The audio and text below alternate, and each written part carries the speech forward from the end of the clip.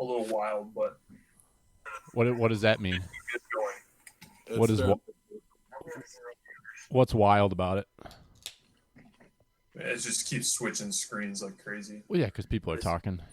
I see you're live, Billy. Are you on Pertnear also? I'm on Pertnear. I got quite the setup going. My Chevy Silverado has got my laptop in it, and my phone is looking at my laptop, and that's how we're doing Instagram. I think that's pretty high tech, right? For sure. Direct streaming. Yeah. Next week we're gonna do Facebook, Instagram, and YouTube. We're gonna do them all. Oh man, What the hell? Yeah, and actually, and I have my podcast recorder right here, so we're recording this as a podcast as well. So even That better. might get our engagement up to like 7 or 8 people. yeah, I figure if you have every possible medium covered, then you're gonna get. Yeah. Bareback. I just sent it to like 4 people, so that might be 12. That's cool. Hey, Don, just before we get started, Don, some feedback from last week. I heard that you laugh too much, and when you laugh, the video goes to you. So try to control yourself if you could this week. I'd appreciate that. Yeah, I'll just be a giant asshole this week. How about that? Yeah, Good idea, stone face.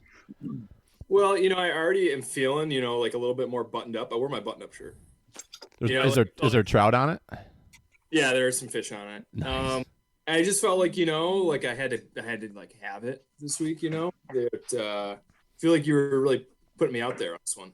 I am. Yeah. So the deal today is that I'm gonna do some introductions, and then this is Danny's show. Danny's gonna run it. So for some of you guys that are on here don't know each other, so I'm gonna kind of go down the line and just introduce everybody and a little bit about who you are and why you're on here. And today's topic of conversation is going to be fishing, primarily trout and salmon fishing, being that those 2 seasons are opening up next week here in New York.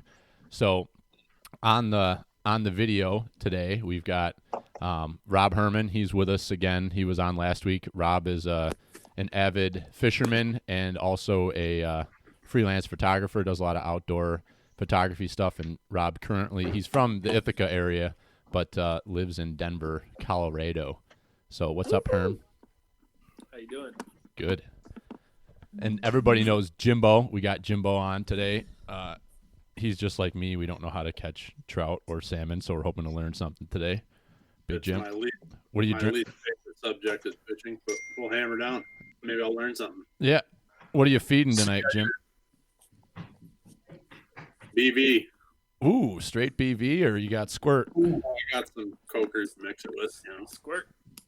That's the expensive BV too. That stuff's aged like 9 years. For your 8 years. Nice. All right, then next on the line we got Zach Eason. So Zach is he is also a New Yorker. Zach and I played baseball together at Finger Lakes Community College, and Zach is a huge outdoorsman, everything from hunting to fishing, and recently just got his guiding license and started a business. I believe it's Blue Line Guide Service. Is that right, Zach?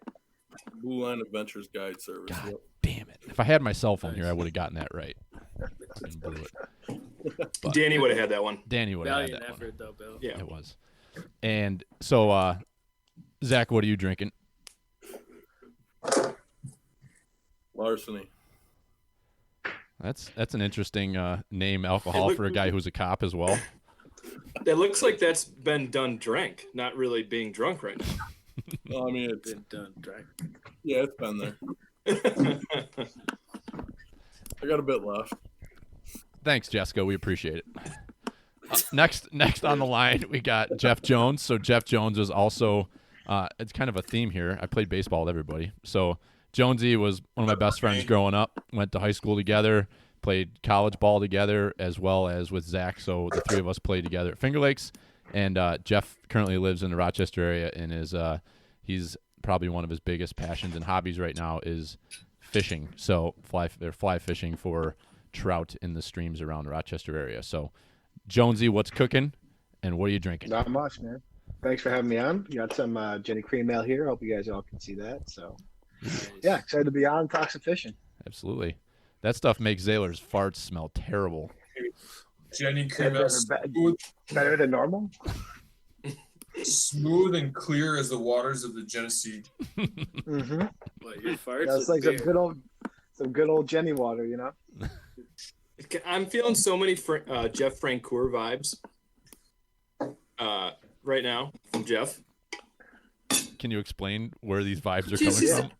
Yeah, kind of, the look. I think the outdoorsman-ish, It's just like, I don't know him that well, so I don't know if I can really go ahead and say something like that, but I'm gonna. No, you're good, dude. No worries. Okay. Do you want? I feel like Jeff or Donnie. I feel like you have some Jeff Francoeur stories that you love, and I feel like there's some good Frenchie stories out there. I can't grasp them, but nothing. Are okay, no. No, okay, yeah, all right. Were you fishing for something?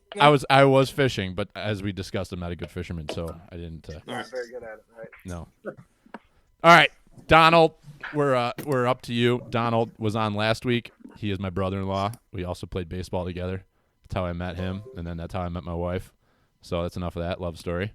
And so Donald is used to be a Denveronian, and now he is back here in the Rock and living in Rochester and trying to figure out how to catch trout in the Rochester area. So Don is pretty accomplished fisherman from Colorado, but he's trying to put it all to work here. So, Don, what are you feeding?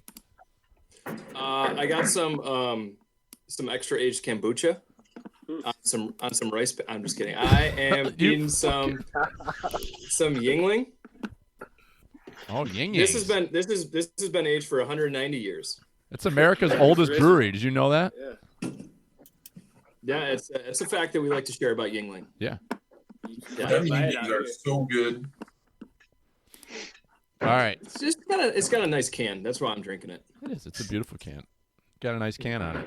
Danny boy, speaking of cans, what's cooking, buddy? Have you left that room since last week, or is it pretty much just DEFCON 5 over there? And surprisingly, when you open the door, it doesn't stink in here, which I don't know. I'm doing something right, I guess, but Either that or you're used to the stink, one or the other. yeah. I don't know. What happened? What happened to the? I see that you got your ironing board folded up over there. What happened? That didn't work too well as a desk, or what? I got approval to move to the window seat, so I got a window in front of me now, so I can at least look outside during the day while I'm in this room for 12 hours. So it's a pick me up. It's a big pick me up during my great quarantine. Yeah. Yeah, you're Pertnear outdoors. Yeah. You are. You're Pertnear outdoors. You get to look outdoors. Speaking of a quarantine, how's everybody's quarantine life going? Played golf today, so it wasn't too bad. Oh, Fishing tomorrow, so it's not too bad. sounds like a good life. My wife's been home with the kids for the last 5 days. That's not so good. I've been Daddy- at work the last 5 Daddy's days, been so- working. Yeah, you said it's been pretty wild too, Zach, right? People are kind of freaking out. I don't know. It's gonna get worse, I feel. Yeah. It Before really is. before it gets better. Yeah. You're gonna keep people penned up and they're gonna get squirrely, and that's pretty much what's gonna happen. They're squirrely enough up there in the 315 as it is. Seriously. You got the Redfield, the Altmar, the Orwell, yeah. So what are you not pulling people over for? What exactly can we get away with? Yeah, pretty much everything. Oh, green light. Yeah, I'm not gonna say it's a green light, but it's don't want a lot of people contact sort of thing. Yeah. Today was the first call I heard on the radio where someone actually announced to wear masks before people showed up. So Jesus. that's something new. Yeah. It's a little unnerving. Yeah, it is. Absolutely is. All right, I'm done, Danny. Floor's yours. Let her rip. Let's rock and roll. I want to start. I want to get everybody's background on how you actually got into fishing. I know there's gonna be background stories on everybody, and I don't know a lot of them. I don't think anybody knows a lot of them. So your background, how you got into it, and then maybe like one of your current favorite things, favorite types of fishing, what you enjoy doing the most when you're out on the water. Rob, let's start over there. All right, I got to lead off, huh? Well, I grew up on Cayuga Lake, so that was a big part of my upbringing. Really, like we had a pond in the backyard, we had a cottage on the lake. So really, like summer times, I spent down on the dock from the time I was super young. And I wasn't a great swimmer, so I almost drowned a couple times. I'm a good sinker. Hold on, I'm a really good sinker. Hey, a beer man. delivery. nice. That's awesome. I like it. That's Train them young. That's funny. Jesus, that's awesome. So yeah, fished a lot on Cayuga Lake. Was primarily a spin fisherman, and then my grandpa was a big fly fisherman. He lived in Virginia, so I learned a little bit when I was kind of 10 years old, and like every time I went there, you know, he was making me cast and going out and fishing and stuff. So kind of did a mix, and then when I moved to Denver was really when I got hardcore into fly fishing. It was nice to get back in it, but now I do a lot of photography for guides, so like I've seen a lot of the best waters with the best fishermen and been super spoiled with that. So you know, I've gotten to learn the rivers from a very unique angle. And really my favorite fishing now is going out anywhere away from a crowd, and hopefully you getting spied on, hopefully Yeah, I know. slaying some hungry trout. But I really like hiking the fish. That's one thing I love about Colorado is you can, a lot of the places we go, it's a few miles into the river, so that dedication usually cuts down most of the jackasses. How often are you actually out there at this point, Rob? I have been once a week since the whole Corona deal's been going on, but usually I try to get on the river at least twice a week. And a lot of it, like a lot of the companies, I work with some brands also, so a lot of the companies, like I can be basically working in a way, you know, trying to get select photos while I'm out there. So it's pretty cool. I'm going right to left on my screen. So Zach, how about you? My grandfather had a big part of that when I was younger. So did my father. My dad hunted obviously a lot, and my mom's dad, when he was alive, we fished everything from panfish to trout. And when I was probably 8 or 9, we got into the salmon and steelhead and brown trout game. That was my first love before deer hunting. I mean, obviously I'm very fortunate because I have the Salmon River right here in Pulaski, 20 minutes from my house. And the Oswego River's 5 minutes from my house. So it was chase perch, chase crappies, chase walleyes, and then steelhead, brown trout, and salmon. There's always something there. You know, there's always, season-wise. And I've always wanted to get a guide's license. And, my father passed away last June, and he was always like, yeah, I get your guide's license. So I said for myself, I went out and did that. And I told my wife, I'm going to get my captain's license. So I signed up, I did that, and started a business. And I love float fishing steelhead. It's one of those things that steelhead you get too many hobbies going, and you kind of pick what you love. I love perch, I love crappies, walleyes, and trout. So salmon is fun, but like I said, you grow up on the Salmon River, and it's king seasons. It's fun when they start coming in the river, but after a week of it, you're ready for that first steelhead to show up or that first brown to show up in the fall. It's just that's what I love doing. And now I'm waiting on crappies. I love fishing crappies. My wife, same way. She won't come out in the drift boat with me, but she's just waiting for the first crappie bite, and she'll be game to go for that. But it's like I said, I'm pretty fortunate to live where I live up here. What do you catch the steelies on? Right now, they, like I said, they're doing egg take. They started egg take quite a few days ago, more or less an emergency egg take at the Salmon River Fish Hatchery because of all that's going on. They want to get it done. They stocked kind of early. Don't know if that's a good thing or a bad thing yet. But right now, once they start coming back into the river system and start headed back towards the lake, beads will work, pink worms will work, egg sacks, obviously. I fish brown eggs, I fish steelhead eggs. Guys bottom bounce stone flies, egg patterns. Fly guys do the same thing.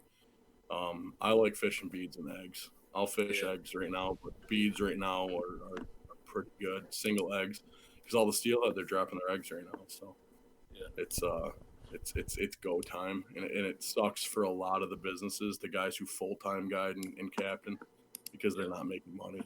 I know guys who've canceled trips in out to the end of April and May already.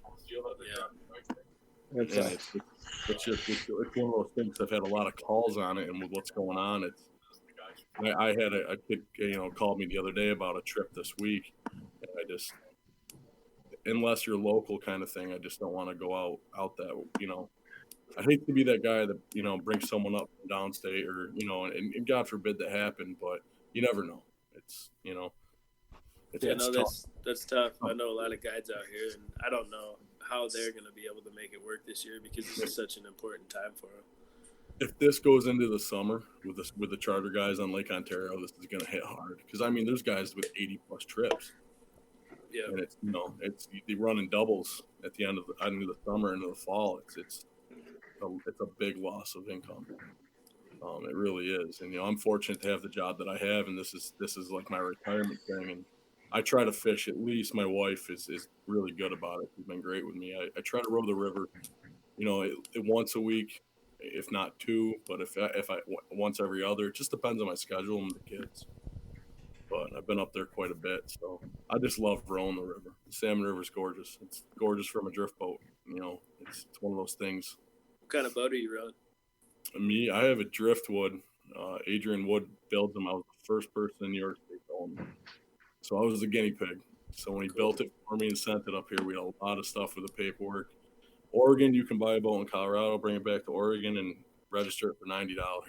Doesn't work that way in New York State. So Of course, all their bill of sale, their MCOs, they had to change everything to get it legit for the state. You brought paperwork to the DMV, they thought it was bogus paperwork. They've never seen anything like that before. So it was a lot, but it was worth it. These boats are great. Another friend of mine bought one. He's a full-time guide on the Salmon River. And then I've heard of two more that have been ordered out of New York State, which is cool. So he's getting some business out here. So that's great. He does a lot, obviously, out there on the West Coast. So. Hey Don, does all this drift boat talk, does it make you go 10 hut over there, buddy? Oh, that's awesome. Oh, Big Ten Hut. Big Ten Hut. Oh yeah. he had to put it on mute because he was breathing so hard. Yeah. Well, I was eating my burger. I got criticized for laughing too much, Somebody's clicking a pen or something. That shit's driving me nuts over here. In my mouth. It's Fucking Jim, he's nervous. What are you nervous about, Jim? I'm trying to watch the Facebook Live feed so I can get comments. Well, then mute it. I've sent 2 messages to mute your damn freaking microphones. You didn't. I mean, I feel like I'm on a damn conference call, Bill. I got little mute your microphone in my corner, and I got enough people telling me what to do all day long. Well, here you go, Danny. That's what you signed up for with this relationship. Yeah, I guess so. Drift boating. We got to put together like an Adirondack Creek fishing sort of expedition here. That's what we got to do. Does that make you 10 hut, Don? Are you 10 hut over there? Big Ten Hut, baby. What's your? Yeah, I want to know what are we looking at here? Are we walking in with canoes? Are we doing everything? Are we going from Lake Erie to the Salmon River to Are we paddling the whole fucking way? What are you thinking? Probably go to Florida. There's a giant set of waterfalls that might prevent you from doing that. Yeah. No. Welland Canal, Don. Look it up. Oh, okay. All right. Is anybody gonna answer the All question? right, Jeff. I think we're on Jeff. Right. Oh, geez, are we? Yeah, I've been fishing my whole life. Grew up doing a bunch of pond fishing for bass. I'm in New York. There was a old farm pond behind our house, behind this cornfield, and would spend all day out there fishing with a buddy of mine. Most guys know from HFL, Sam Jones. We fished a lot together growing up. And then probably about 5-6 years ago, my buddy Ron got me into fly fishing. I was doing some small stream stuff with just some spinning gear, with some meps or worms or drifting minnows or what have you. And I'm in the fly game, and I go all in. So I had multiple rods pretty quick. Jumped into the salmon steelhead brown game in the fall and winter. I got into the two-handed fly game also. So I got a switch rod. For those who don't know, that's you're swinging flies basically. Most like bait fish patterns, mainly trying to get an aggressive steelhead or salmon to kind of smash a fly on the swing, similar to fishing like a rapala or a stick bait, something like that. So big into that. I'm with Rob. I'd like to just get away from people and try and walk a little bit. It's hard to find open water in our space, especially open good water in New York. Down where our is not like up, where Zach is, where he's got miles and miles of water. So kind of got to search, but my job allows me to do that and get out multiple times a week for an hour or two to fish in the fall. I carry it all the way through the winter. If it's close to freezing or above and water's flowing, I'm usually in it if I can. So two hobbies are just golfing and fishing. I don't do anything else. So all in on the fly game. So been tying my own flies for about a year and a half now. So doing a little bit of that to add to the hobby. But now it's just kind of doing a little bit small spring fishing, spring creek fishing for some small stock browns and some native browns around here. But it's about it for me. What's your favorite water? Oh, I like Sandy Creek. I like to fish the Oak if you get it later in the year towards December when people are out of there. It's usually good to go right as soon as shotgun season starts. All you Yahoo hunters are off the water, and we can kind of get some open space to do some good fishing. So be able to swing some water and some good flows. So Billy's back in his basement by that point. Yeah, exactly. He's hunkered down. Listen, right? Jonesy, I'm on a personal mission to get you out there with me, you son of a bitch. No, dude, I told you I only am allowed to have two hobbies: golf and fishing. I can't add another one because I go all in, dude. I can't do it. You can't eat them golf balls, buddy. Right now we're in quarantine. That's true. That's true. How far from the Oak are you? I'm like an hour and 20 minutes. I usually fish it when I usually fish like late afternoon when I'm on my way back from Buffalo. I work out in Buffalo a lot, so I work out in Niagara County, so I fish the Niagara River. That's pretty crazy water to fish too. But it's fun to fish like the inside shelf and stuff like that. You can get a lot of fish in there, and they're strong ass fish in there. I have not made it to the Oak or the Niagara, and I really wanted to this year. I have clients. Oak was rough, dude. There was no like low flows and not a lot of fish pushed in. So I have guys out of West Virginia fishing during salmon season, and they fished me a couple weeks ago, and they actually come to New York probably 6 times, 7 times a fall and winter, and they fish the Oak. Yeah. The Oak's great. I do a trip a year. We've gone 2 years in a row now. I do Steelhead Alley for 2 days in the fall in November with Steelhead Alley Outfitters. Our guide's name is Dan Bennett. You guys look him up on Instagram. Real cool kid. Awesome fisherman. But we'll drift flies for a little bit, and then I'll get out the two-handed rod, swing flies, or strip big streamers, and just try and get some steelhead to blow up on it. It's a ton of fun. I went tarpon fishing last year. I was supposed to go in a couple weeks when we go to Florida, but having a couple shots on the big fly there, the tarpon is probably one of the coolest things ever. So I've done that too, and kind of bummed I had to cancel my trip. You're speaking of canceling, guide trips. I had to cancel mine out, which wasn't too good, but hopefully I can get back there later or next year and do it again. So that's a lot of fun. Salt fishing's a whole nother game, man. It's nuts. So it's a lot of fun. When you're fishing the Niagara, are you lower, upper, and how are you even fishing that? Lower? There's a couple. The art park's like a good entry point. Like you can walk down the side, and if the water's down, you can stand right on that shelf. You can fish up at Devil's Hole. You just got to watch the water and watch flows and make sure that it's not jumping up on you. And then with my two-handed rod, I can make pretty long casts and have a nice swing on that inside ledge. And there'll be, fish hanging out. Lake trout are in there pretty much most of the year. Got smallies coming in the summertime. We'll hang up in there. So it's pretty fun stripping streamers for them. And, the big, more popular place is Devil's Hole, but I like going down there just because there's no one down there. I don't like standing next to somebody when I'm fishing. It bothers me a lot. So, but it's hard to find. So you kind of got to search for it. We got to hook up in the fall. What's that? I said we got to hook up in the fall or next winter and go out there. Yeah, for sure, man. For sure. It's fun. So you can have You- some big West days. side? Yeah, U.S. side. Yep.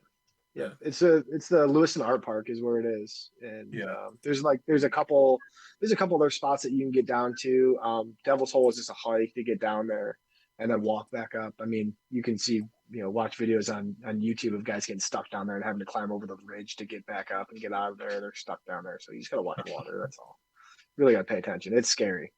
It's no joke, but it's pretty cool. And it's gorgeous to be down there in the fall for sure, down that valley. Yeah. All right, Don Juan, what's going on? Hey guys, I had to unmute that. It took a second there. Not much. I'm glad to go last year. Kind of listen to everybody else here talk about their experiences. Fished with a fair number of you guys. Zach, I haven't fished with you, but just about Pertnear everybody else been on the water with. And I'm usually reeling in like the least amount of fish, so that's always kind of fun. Liar. But if there is actually anybody listening or watching this, I'm probably like the junior of the fishing group here. I probably didn't start really seriously until about 6 years ago when we were out in Denver. And I don't know, just like walked into a fly shop the one day and was like, oh, this looks really cool. And driving around the state, you see everybody in their waders and in these beautiful western mountain streams and creeks, and you're like, I want to do that. I want to stand in water and catch some fish.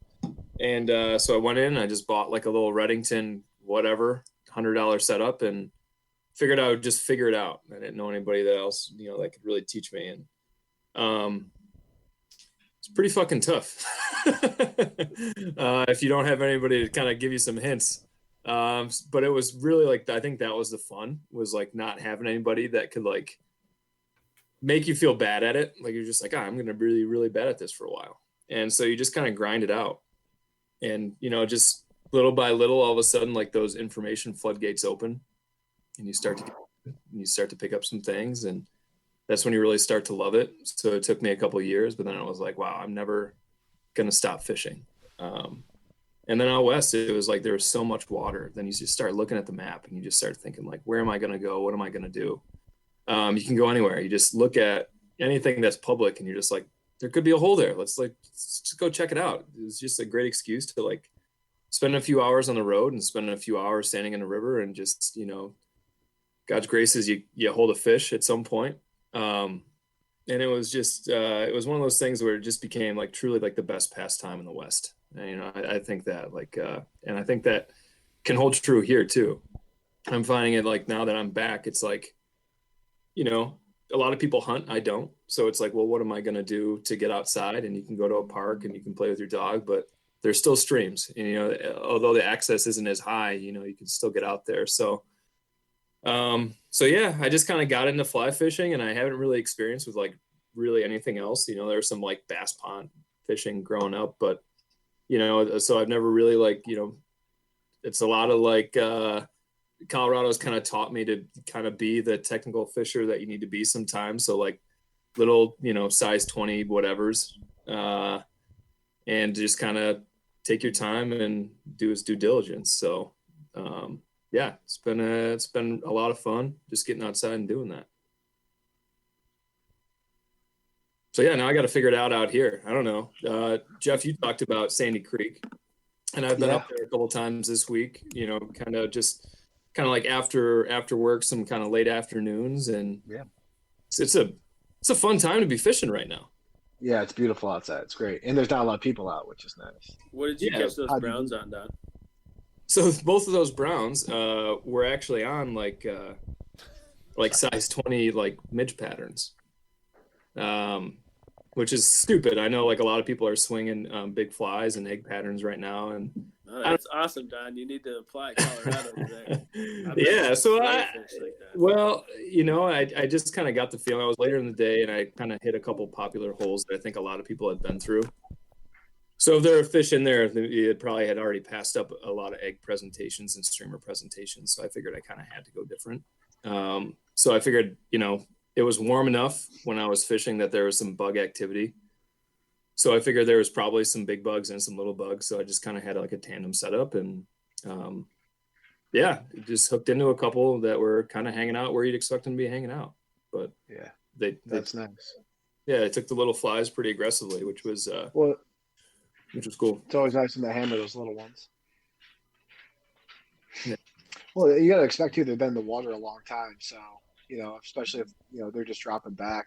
They're used to what's in the water now, so you don't have to necessarily throw an egg in front of them all the time. They're eating midges and stuff like that, 24/7, especially through the winter time. So once you start getting a little bit warmer, you start getting those bigger bugs. But Sandy's good for get a good smallmouth run too, end of April into May, and stripping streamers for those is a blast too, man. They get a bunch of smallies in there. It's fun.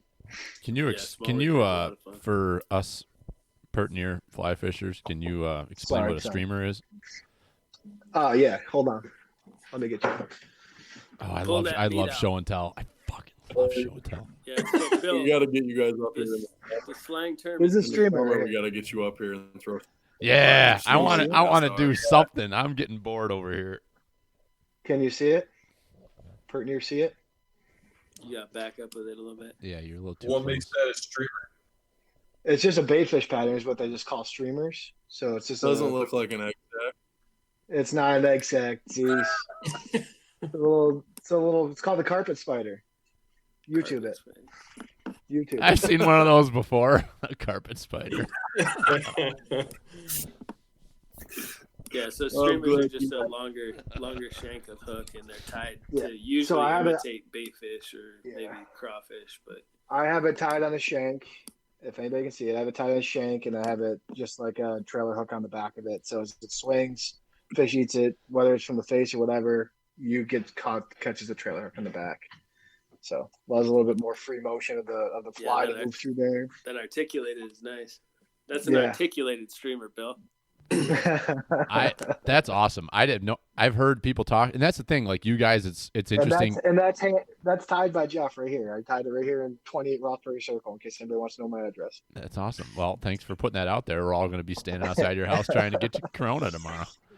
That's fine. Like Don was saying, the glory of trout though is you can have like 20 bank fishermen and say the schoolhouse in Almar, and I can launch the boat at 10 o'clock and they might do a few fish but not touch any fish. My eggs or my beads or whatever rig I got or your shot pattern, it could just be for flow fishing wise, it could just be your shot pattern. You like literally just weight, depth, anything. It could be just off, minute, and they might small not changes. And I might launch the boat at say 10 a.m. and there's been 20 guys in that hole since first light, and I might come down and just smash and fish. And it's one of those things with trout is, like I always say, like I make the joke, my eggs aren't the same as yours.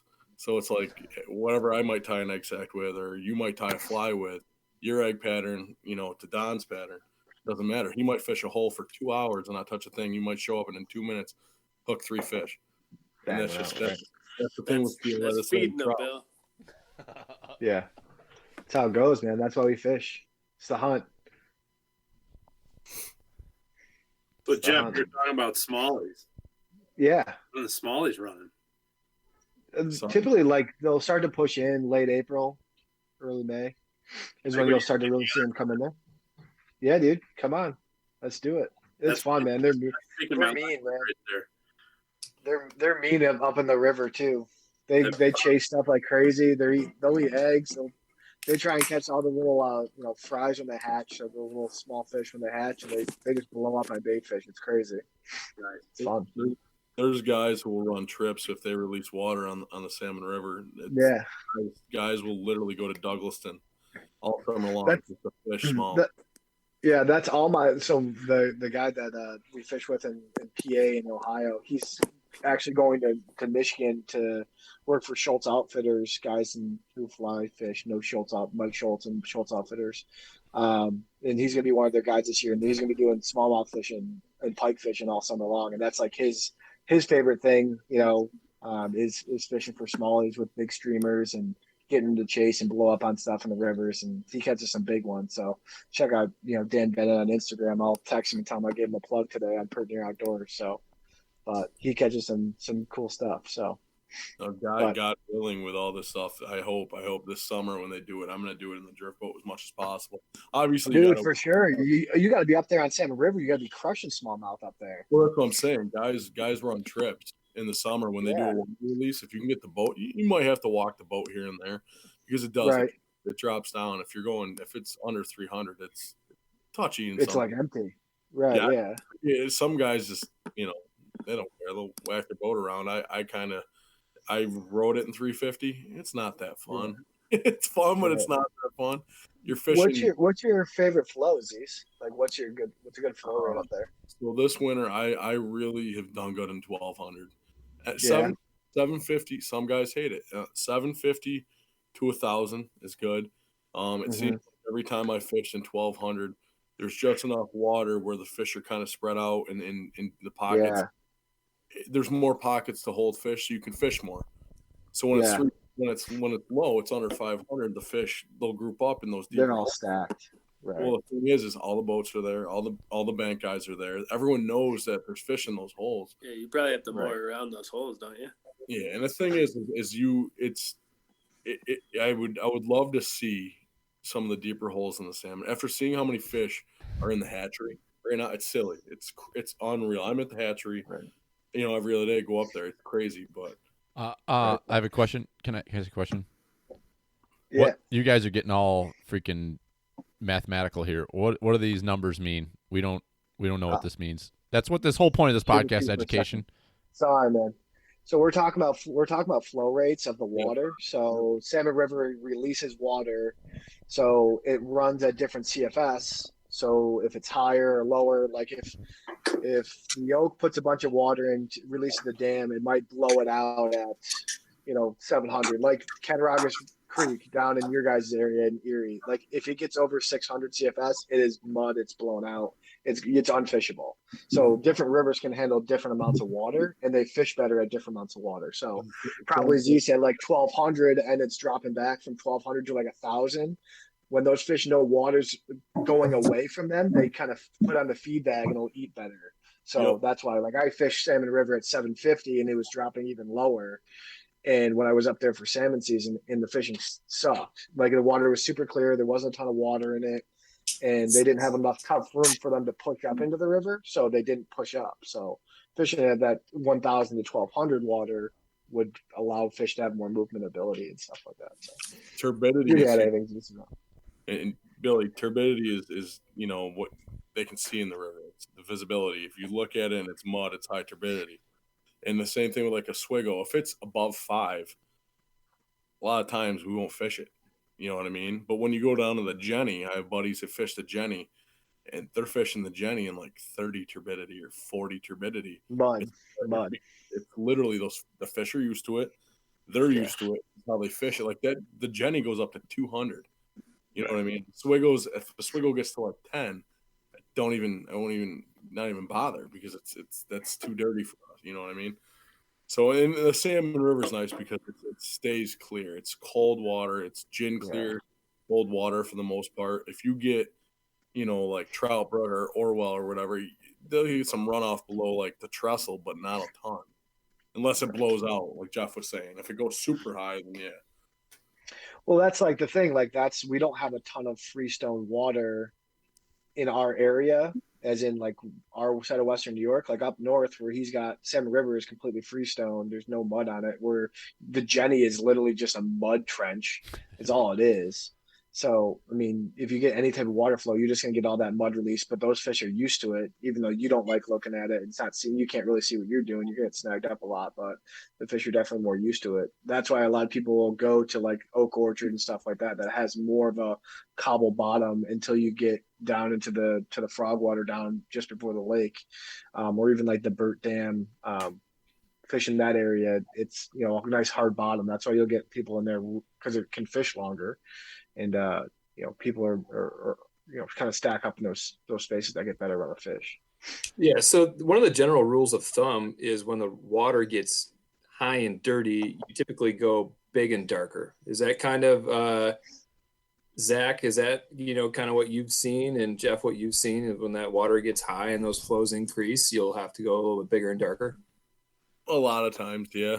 I see until this year, it's funny, until I started a business, I never really thought that way, if that makes any sense whatsoever. I've never really been that guy that checks the flow every single, like the minute I wake up for work at 5 a.m. every morning, I check the flow of Dexter out of Watertown, the Salmon River, Sugar River. It's a habit now. It's so weird until you actually start doing this and taking people fishing. I never thought about it. When I was bank fishing out and we're not running a drift boat, are we fishing today? Yeah, we're gonna go. We're gonna go up to the Salmon River. Oh, it's super high, and then you check the flow, and you're like, wow, it's really high. You made do with it. You didn't think, you know what I mean? You'd fish, the smaller creeks or smaller tribs, or you just did what you had to do. And now it's all like, all right, I have a trip today, or I'm gonna fish today. Now it's for like a purpose, if you will. And it's funny because it's like I say, it's like calling turkeys for people. I'd rather call birds than shoot a bird. I'd rather net a fish and tell you how to, put your rod and fight a 10-pound steelhead than have a rod in my hand and catch that fish myself. It's goofy how pumped you get netting a fish when it's your boat and it's your program sort of thing, if that makes any sense whatsoever. Oh, for sure, dude. It's crazy. It's just a different feeling when you have guys who are literally paying you to do, and they're not even paying you to catch fish. They know how it's Mother Nature. It's God. We have no say in that whatsoever. They're paying us for, setting up their stuff and bringing them and rowing, that kind of thing. If we catch fish, that's huge. It's a bonus. So it's a really good feeling. But it's now when you're checking it like that, it's a totally different equation, I guess. In my words, I guess you're looking at everything. Well, this isn't working, but you got to think outside the box too. I'll on tough days, I'll throw the most random stuff in the world. Salmon River, or in the spring when the water's night crawlers, a steelhead, it's still a trout. They're gonna hit smash them. Yeah. You know what I mean? People will be like, There's "What are you?" in the water. Yep, exactly. See, I think to me, there's nothing more intimidating than fishing big, blown out, muddy water on a river that I've never fished before. It sucks. If you've never been there, stick to the inside, right? Well, you want to stick to me. I'm sticking to the inside bends, and I'm throwing, like, if I'm swinging flies or just big stream or something, dark, not a ton of flash, because when it's that dirty, the flash doesn't really matter. They're not going to see it. Something with a big profile that doesn't look like a stick that's drifting in front of their face, and try and keep my fly when I'm swinging flies pretty broadside so they get a good picture of it, versus like having it come like tail first at them, like so they can sneak up on it. I want them to react to it. So me being a bait fish, making a mistake and crossing a big trout's face when he can just ambush it. Quick decision, reaction strike is kind of what I'm doing, versus trying to slow drift something through there. I'm going to try and go big with a big fly and keep it above them and, pretty low or pretty high in the water column and kind of just slide it in front of their face as best it can. You don't want to be underneath them. You don't want to be too deep. If you touch a fish on a river like that and a day like that, anything you do, it's huge. If you touch one, right? Yeah, exactly. That's like, you'll fish all day for a one hookup and you're like, that's the best feeling in the world. Right. That's all that matters. Don, that's one thing that Pat Dorsey is a big guide out here and like one of the doctors of the tailwaters, and he talks a lot about it. And out here, like, it's super important to know the contour, because our water is like, we're not the huge water that you're drift boating through, but it's big enough water, it holds a lot of fish. And he talks a lot about how like the best high water fishermen are the guys that remember the low water river. Because if you know where those pockets are and you know where the contour and the cover is for the fish, they're still going to be there. They're just going to be there in like a little bit of a different spread. And that was always like, I've gotten a lot better at absorbing the river when it's super low. And then when you go there when it's high, you still know where to go. You know what I mean? You still have a good idea of where the fish are going to hold. They're just going to spread out a little bit from there. Yeah, and I guess that's where I was going to go, Rob, is because sometimes it will have those low water days where the fishing will really suck. And it'll be like the fish will be like hugging the bottom in the deep holes and everybody's hammering them. But that's like the best day to just go walk the river, because then you can like kind of put those places in your brain. And I think I learned that out with you, is like, when the river's hugging the bottom, you go out there, you walk, you can find out, all right, when this blows up, this is a really nice shelf. this would be a really nice shelf on this, whatever section of river to go and actually, present on. I feel like you'll never know that unless you go walk it in like its lowest conditions. Yeah, and a lot of anglers also make the mistake of not trying to take that in. It's easy to fish the river how it is that day, but if you can actually learn a river, like I'm sure for you guys also, you're going to a lot of the same water. Like learning the water and learning where fish hold is half the battle. And that's really, like I was saying earlier, like that's where I've been really spoiled getting to learn from some of the top guides out here. Is like Dorsey's been fishing this water for 35 years, and to see a guy that knows the contour and that little crack and crevice that a fish hangs out in, like that's just something that puts you from a normal angler to like somebody that's slaying. You know what I mean? That's the fun part of it. Anytime my boat hits the water, I'm learning. I don't know. Yeah, It's a whole different business when out of the drift boat in the Salmon River, especially. It's high water. You look at spots with low water. When you're fishing high water, where I usually anchor, that's where the fish are, because they're not going to sit steelhead. They're not going to sit in super fast water. It's just not going to happen. So where I usually anchor my boat in like 750 and 2+ grand, that's where they're laying. So you got to push off the bank, and it's the thing is those holes are so spread out.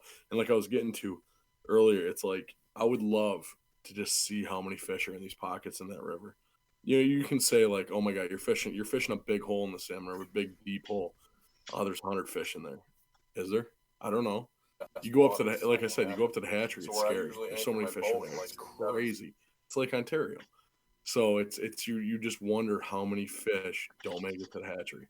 And all these holes, you're sitting there for 4 hours not touching a fish. And then all of a sudden, like that, you pop 3 or 4 fish. What changed? Who knows? And how many fish have you literally thrown a bead, a worm, an egg sac by? It's goofy. And that's just it. If the high water fishermen, some guys absolutely love it, and some guys absolutely hate it. I don't know yet. I'm in between, I guess, right now. Can you guys keep talking a little bit? I like the conversation of, so I'm getting into it and I'm walking a river. Maybe it's low, medium speed. What am I looking for on what's actually going to hold fish? Slower. Salmon River, slower water. When in high water, it's tough for bank fishermen. Drift boat guys, if you can anchor, you can drop your float or bottom bounce or even throw a fly. You're right next to the boat. You anchor, the fish are just below you, so you don't have to do much. But bank guys can't touch those fish a lot of times when that water shoots way up. So if you're a bank guy, you're looking for little eddies, where that fast water is, that all of a sudden there's slack water or pools up. You'll see like a whirlpool sort of thing. It's those pockets, like those fish are sitting in there, getting out of that fast water. That's just how it is up here, anyways. Yeah, and for me, I think sometimes like a fish needs like literally like a bucket. Is pretty much just all they need to live in. Yep. So looking in that low water, I'm looking for any like little sudden drop and any little like contour of that lake or the river bottom where it drops off, and any kind of drop off, or even like sometimes like a big stone or a series of like big stones where you can get like a break in the current. But honestly, like a 6-inch sudden drop can hold a big fish. It doesn't need to be a shelf. Like you just have to be looking for like little troughs, little buckets, and little tiny contours, because when that happens, that river, I don't know what they call it, like the flow. I guess there's like a fancy engineering word for that, like the thermodynamic type stuff, that the speed completely changes. So you're just looking for little contours and breaks. Yeah, especially in that low clear water setting, you want to try and just pick those little spots off, because even though you think that water is gin clear, that little 6-inch drop, like you said, Donnie, you still won't see that fish sitting in there, but he's there. You don't always see him.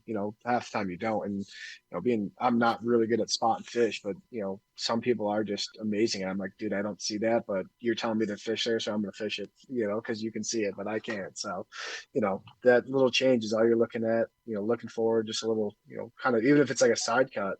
The spot that I fish a lot, Powder Mill Park, is a small little creek. It's actually a Roundaquite Creek that runs all the way up. and we fish that a lot. And you'll get a lot of the undercut banks. The fish will just sit right along the edge of those undercut banks, and you can just walk down the whole cut and just fish the inside. But it doesn't have a lot of freestone. It's all mud bottom. So they kind of take reprieve under those sticks and those roots that hang out from those undercuts and just kind of hang out there. So it's all different on all the different waters. You just, like you said, learn it when it's low. It's always a good thing to do. When you're fishing a new river, you fish it multiple times, fish spots that no one else is fishing. Hit holes, hit behind that boulder. You've never seen somebody there, fish it. You might learn something. And that's like, full-time guides that I'm friends with who've been guiding this river for way longer than I've ever been on this river. They've said, when you're learning to row it, fish spots, you never see boats. And that's just it. You might save your trip for doing that. Like, seriously, everyone's fishing the same hole, same pockets all the time. Doesn't matter what flow. You see water, like, damn, I think a fish is laying there. I've done that numerous times this winter. We're on slow, cold freaking days when no one's touching fish. And I'm like, hell, let's drop a float there, put an egg sack there, and boom, there's a steelhead laying there. And you're like, that's not gravel. Why are they? There's boulders there. It's a transition area for steelhead. They're not going to lay there. They're going from point A to point B. They'll shoot through it. They're crazy. They're cruising, yeah. And then you're fishing, and then you fish it, and you pop a fish, and that saves a day. Like, that's huge. So the biggest thing, a lot of those fish are pretty aggressive too. You catch them in those short, quick drops. I mean, that's when I'm swinging flies. I'm actually fishing faster water versus those deep, slower pools because I want that aggressive fish that's cruising, just sitting behind a boulder, because they're the one that's going to take a swung fly versus one of them that's just going to sit there and suck on a bead or an egg sac pattern. So I try and depends what I'm doing. If I'm going for a drift fish, trying to pluck one out of a hole, just go to the slower water. If you're looking for an aggressive fish, stay in that fast and try and find a rock that's cut in or slide one into a cut or an inside seam that the fish sit there. And you just kind of figure out your own game, and it also depends on what you're doing also. So there's a lot that goes into it. Think outside the box, man. That's it. Right, yeah. Exactly. I like to throw something. It's the same thing with deer season. Do weird shit. Do shit no one else is doing. Throw something no one else is. I'm glad you guys brought that up because the other day I was fishing around Nicoy Creek in Linear Park, and it's like the same holes that everybody throws in. I was like, fuck that. Like, there's got to be a fish holding here. And, like, sure enough, there was, like, a nice 18-inch brown, like, holding, like, in some kind of, like, in the pocket water where you'd think, like, when you look at a river and you think, like, I bet a trout lives there right now. A trout is there right now, Right. Like, there's a really good chance it is. And if you present it the right way, like, you'll catch that fish. And I don't know, like, Rob, you're really good. I don't know if you can talk about, like, your technique with, like, once you know a fish is there. You're one of the best technical fishermen I've ever fished with. Like, just kind of like, what is your process when you present to that fish? I mean, I'd mute here. A lot of what I've been taught from some of these top guides is really like observation is so big. Out here, obviously we have a lot better sight fishing opportunities because most of our water is like gin clear water. We got a lot of overhead sun, whatnot, but the clear water just gives you a good opportunity. A lot of the things that they talk about are like watching direction, watching intent. So like if the fish is moving a good amount side to side, obviously it's good feeding fish, but like how far they're moving.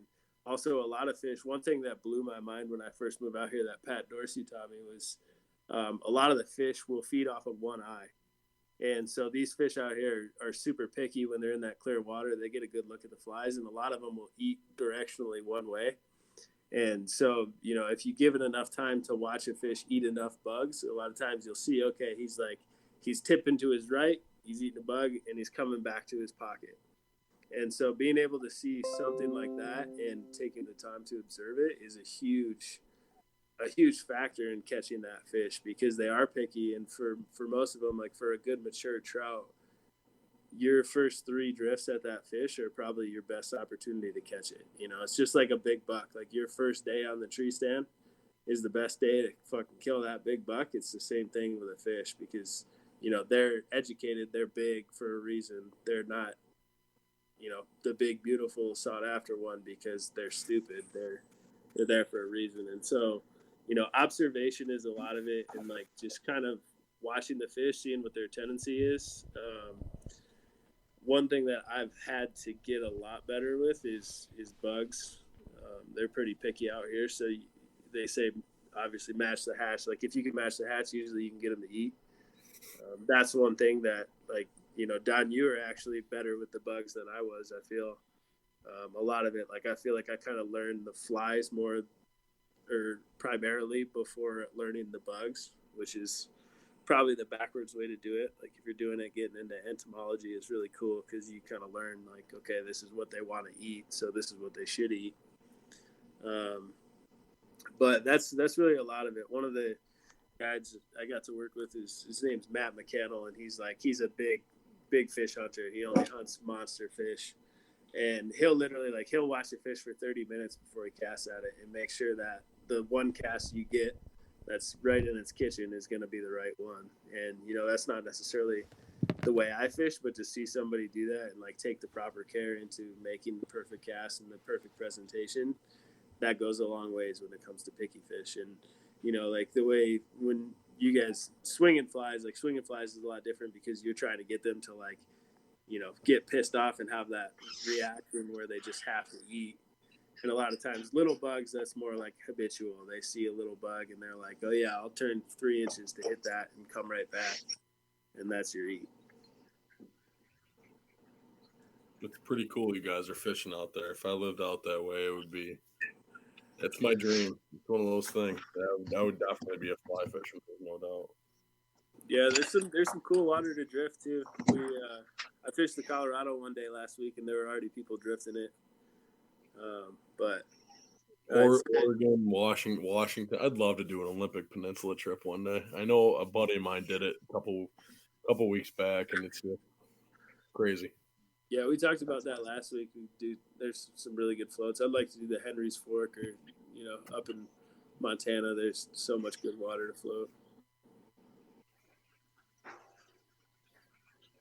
I will have to say, like, fishing right now, one thing that you can take out of the equation is like dry fly. You know, when we would go out in Colorado, you'd have 2 rods rigged up.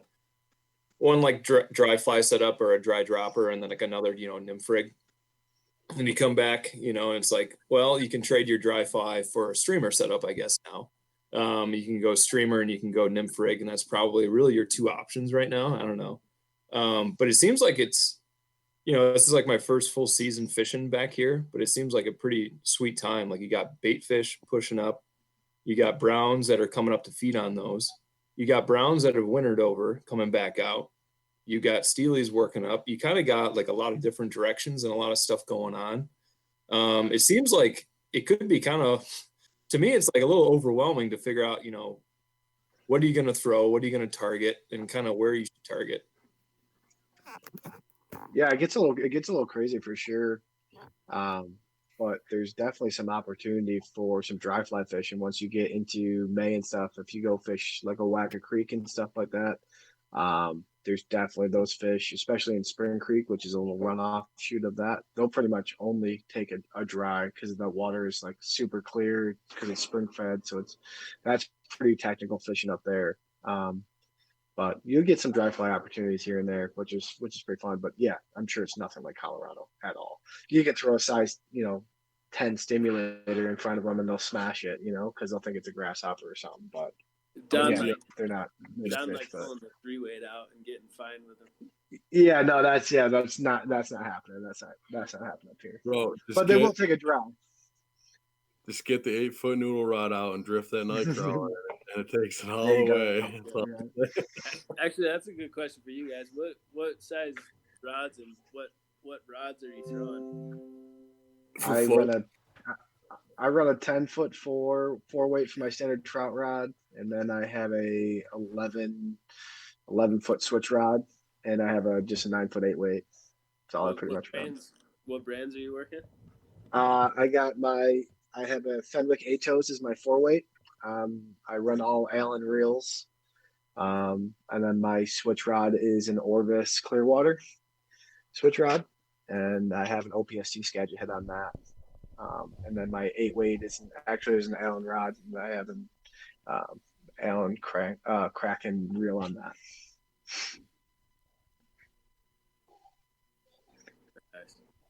Yeah. Zach, do you ever?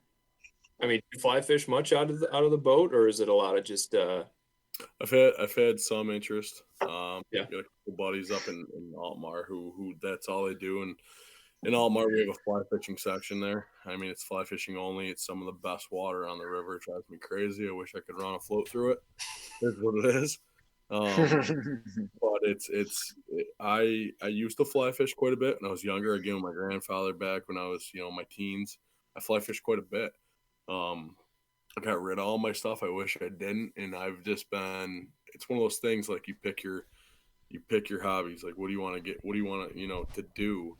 When I would love to, if I was gonna fly fish now, it would be those Adirondack, Tug Hill. It'd be brookies, or it'd be stockies too. But those smaller streams, the blast. I did it when I was young. Absolute blast doing it. For steelhead, I don't know, man. There's nothing like seeing a float drop and watching a 10-pound chroma come 4 feet out of the water. I don't know. This is one of them things. I would fly fish the smaller streams in the Tug Hill area and Adirondacks. So we'll see what happens. So Yeah. I got a question here. I'm asking for a friend, but if you have like a fly rod in a case and you've never used it, how are you gonna take that thing out and get it set up? Well, I'll field the beginning of this question with some more follow-up questions. I don't know if you have time to reach out to your friend, but does your rod also have a reel with it? Pertnear. Pertnear. Okay, that's good. All right. You might be one of those 10-car guys, and there's nothing against that. I think you just kind of put like one of the bigger ends into one of the smaller ends. And then you just kind of keep doing that as you work your way up. And then you just run the string up through the holes. So what's the second part to that? That was pretty good. It was really to the point. Jim, who are you directing that at? I need to let's address the elephant in the room. Is that at me or Dad? No, that's at me because I have an LL Bean fly fishing rod in the cabinet back there, and I haven't even touched it since I bought it. I will say that there is a little bit of an overwhelming feeling about like a lot of those rods will come with the fly line on it, but they won't come with a leader attached. And so a lot of times you have to attach they call it like a butt section of a leader. You have to tie like a blood knot on there. And then from there you can tie like a loop knot, and then you can just get all pretty much leaders now come in like a loop to loop connection. So, I mean, that's just like, I mean, I just Google it, like, tying a butt section to your fly line, and then, how do I attach a leader to a butt section? Because once you get that set up, and a lot of that is going to be dependent on like the kind of fishing you're doing. So leaders come in, that's like really where it varies. If like these guys they're fly fishing for steelhead, they're going to be running, 1X leaders, which I don't even know what the pound test on a 1X is. I'm sounding like a real novice here, but that's pretty strong. That could take a steely, no problem. Do you guys happen to know what the pound test on a 1X is? Is that braided line or what is it? Is it? Well, you can get use a weedless hook, or what do you put on there with a? I'll say it's like 2X, like 5.5 or 6. I don't even. Yeah, I don't know. I bet Fish 1X. floor all winter, so it's kind of rough. But I guess the point would be if you're gonna go hunt down big lake run trout, you're probably gonna want a 2X leader that you could, at the least that you could taper down if you're really in skinny water down to like a 3 or 2, or sorry, a 3 or 4. Or even, some people will go, I don't know. Is Zach still on here? No, Zach is on here, but I was looking for Jeff, I guess. I was wondering what kind of pound test he runs on his. Jenny Cremails got to him. Huh? He blacked out that Jenny Cremails got to him. Yeah, he did. Okay. Right. But I mean, honestly, Jim, sometimes it just will say on the package, like, oh, this is a trout leader. Oh, this is a salmon leader. Oh, this is a steelhead leader. You know, you just put that thing on there. I'm gonna buy one. It depends on clarity, depends on the water, depends how skittish the fish are. Mm-hmm. Yeah, and it's super. So like Jimmy and I and Danny, we just bass fish. I mean, that's all we've really ever done. So my trout fishing experience, the only time 12 pound on there and you'll get her done, Billy. It's all you need is 12-pound rope. You're fine. That's it. That's what I just put a freaking hula popper on there and just give her. But you know, like going out with, I have never really had good success. It's like an intimidation thing, but I'm seeing like a few comments that are coming on here. So, Adam Fisher asked, what's the best advice for someone who's a beginner or not your typical like hardcore trout fisherman? And it's interesting hearing you guys, because you guys are geeking out about this, and myself and Jimmy and Danny, like that's not our expertise. So like hearing you guys, like the depth you're going here is the depth. Did we fuck it up? No, you guys, this is fantastic. You fucked it up. Oh, no, geez, Don, don't. Yeah, honestly, when it comes to the Salmon River, shit can get kind of touchy, but it just depends on you. With us, it's clarity. I fish in the middle of the winter when it's super cold and it's gin clear water. You lower your poundage on leader. You go smaller on hook. It's one of those things, smaller on bait, smaller on hooks. You don't, those fish have seen everything in the water from everyone from Long Island to Michigan to Minnesota. Everyone's come up here to fish them. They've seen everything. Now, if you're fishing Douglas and Salmon Run right out by the estuary, those are fresh fish entering. They haven't seen anything. But when you get up to Altmar, they've seen everything that you can throw at them. So you got to go lower. You got to go small. You get touchy about it. But when you're downriver, you don't have to so much. I guess that's what I learned too, is the first thing that maybe you'll learn the hard way about fishing is you have to go smaller and finer. You gotta go lower. More often than you'd like to have success. Is like big bait doesn't mean big fish.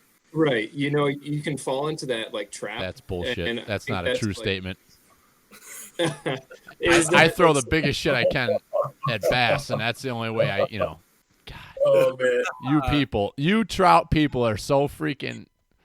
But Bill, that picture I sent you the other day of that brown, that was on. That was on I know that like a size 20 midge pattern doesn't mean much to you, but it essentially, if you were to think about this, it would be like just that little kind of bit of that pen right there.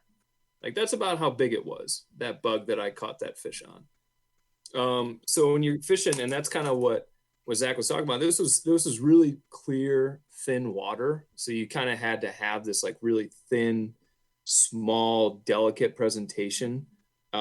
Fish just don't think it's natural when you get this big clunky thing moving through the water when really the water isn't moving. So it's just like when that water gets really big things come down it. When that water is really small, it doesn't have enough power to wash those big things down. So you want to go smaller. So when you're fishing a trout river, I mean, the flow is super important. Not only the clarity, but very well said, Don. Yeah, how much it's moving. You can feel like if it's moving and it's off color, it's going to be moving a lot of stuff. That's when you're going to throw big worms. That's when you're going to throw streamers. That's when you're going to throw big bugs that can get pushed off the river bottom. I apologize because I forgot to, like, you guys, like, so you guys are fishing, I don't know what size water you guys are hitting a lot of unless you're in New York, but how big is, what's a big fish? More or less, what's a big trout that you guys are 18, 20 inches? That's, you guys are throwing flies at out west kind of thing. What is? Yeah. I'll take this one first, Rob, because you catch much bigger fish than me. But for me, I think like once you get north of 15 inches, you start talking about like that's a quality fish. Okay. When you get to like 16 to 18, you're like, oh, that's a nice fish. When you get to 20, you're like, wow, I just had a good day. Catching one 20-inch fish. If you get north of 20, that's usually a monster in the river. Okay. Yep. Rob, I don't know what you think about that. Yeah, no, that's kind of totally right. That's kind of what I thought with you. Yeah, I would call, like, out here, kind of like a 12 to 14 inch fish is still kind of like an adolescent fish. You get over 15 in a lot of rivers, you know, that's a decent fish. Like obviously some of the water holds bigger fish. Like there's some giant fish out here also, but the majority of your fish, like if you're catching 16s to 18s, that's a solid fish. And like you said, anything 20 and above, like that's you're meeting a fish that probably hasn't been caught very much and has some age to them, you know. Yeah. And some of the rivers out here, like there's wild fish out here that are up to 30 inches, but they're few and far between, and they are hard to catch, you know. So like the rare monsters are very, very rarely caught, but a lot of it depends on the water. Yeah, some of the bigger water, like the Dream Stream here is one of the famous waters, which is part of the South Platte. In the Dream Stream, the fish run out of a reservoir up to the bottom of another reservoir, so there's big lake run fish, and you know, you can catch a 30-inch brown in there. You can catch a 25-inch rainbow, you know, upwards of maybe 28, but still the majority of fish are probably 16 to 18. Yeah. No, that's kind of like our, you know, you head up to the Adirondack, you head up to Tug Hill, you stream fit, you know, April 1st. It's all, you have your Lake Ontario regulations and its tributaries. You have its stream regulations and its tributaries. April 1st is the streams and whatnot. And that's where we're fishing stream trout, stockies. You go up to the Adirondacks, you catch your brookies, and you catch a 15-inch fish. That's a big fish. Like that's awesome. Yeah, that's one of the big things. Like I love fishing the smaller water because it's not necessarily like those places. It's not about the big fish. Like if you're catching any fish, you're doing a pretty good job. Yeah, my dream is like hiking in somewhere. Like you were talking about canoes. I have acquaintances that go every year. They head up to those beaver ponds way up in the Adirondacks. They catch 2 or 3 pound brook trout. I'm almost positive the one has caught the state record a couple times. He'll never tell you. He'll never enter it, ever. You just don't talk about it. It's just one of those things that's never. That's a thing they never see. You know, they'll never tell you where they were. They never, you know, they have hornback, you know, canoes that weigh like 11 pounds. They strap them to their back and they go. And that's like my dream is like you get up in those creeks that don't see humans. Like people don't go up there, and you hook a 20-inch brookie, and it's like holy crap, you know what I mean? Holy shit. And that's just it. That's what I say when we're talking about stream fishing and trout fishing. That's what I picture. You know what I'm doing on the Salmon River is you'll get your cookie cutter smaller fish, but I'm looking for those 8 to 10s. Anything north of 10 that's big fish. Well, because you're weighing them in pounds, not inches. That's when you catch big fish in big water. Yep, and that's just it. Like you hook into a 10-pound steelhead. That's a big fish. You know, everyone has that number in their head, but years ago you see numerous 20s here and there. You don't see that anymore. So anything north of 10 in my eyes is big for a steelhead. You know, you catch big rainbows. We've taken a couple 12 pluses on my boat this winter, and they're big rainbows, big steelhead. You know what I mean? We did a 13 pound brown inshore last week, and that fish was so odd looking because he's short. I didn't measure him. I didn't put a tape to him. We didn't kill him. We put him back. He's 13 pounds. So he looks like a football. And he looks 13 pounds. He looks like a football, but he weighs 13 pounds. We put him on a scale. Got to wait, and I was like, oh my god! I was like, if he was 15, it'd be super hard to put that fish back. He probably would have went on the wall, and I didn't even catch him. It was the guy in my boat that caught him, but he was so unique looking because of how oval he was, but he weighed 13 pounds, and it's like, that's the cool fishery we have up here, and that was inshore. That was in Lake Ontario and 9 foot of water. So, yeah. Am I going to cut you off, Billy? Go ahead, Don. Whatever you have to say is way more important than what I have to say. I was just going to say that sometimes the size of the fish that you're catching a lot of times too is really like relative to the tackle that you're using. So if like the classic trout rod is like a 5 weight, you know, and if you catch a 20-inch fish on a 5 weight, you're going to feel that in the backbone. It's going to be a really fun fight, and it's going to be a really fun event for you. But if you take out your 7 or 8 weight and you hook into that same fish, you're going to overpower it, and it's not going to be the same amount of fun. So I know, Martha, you were talking before about, rigging up a rod. If it's a 5 weight or a 6 weight, that's probably a really good rod to use pretty much any time for trout fishing. You can land a steelhead pretty easily on a 6 weight. You'll feel it, and it'll be a little bit of work, but that's kind of like the sweet spot. If you're looking to get into fly fishing, 4, 5, 6, if you want to go on the lower end, like 4, if you're not going to be doing a lot of like steelheading and salmon, like you can definitely get away with a 4. If you're going to be getting into steelhead and salmon, like more towards a 6 would be better. But anyways, like that kind of really dictates for me. Like if I get a 12-inch fish on my 3 weight, which is a tiny rod, it feels enormous. And it's a huge fun battle. So anyways, Bill, you can shoot now. Oh, wait. I gotta. Oh, there's the mute button. I had to find it. Excuse me. There's been some. I think people are starting to really get fired up over here. We're getting some good comments in.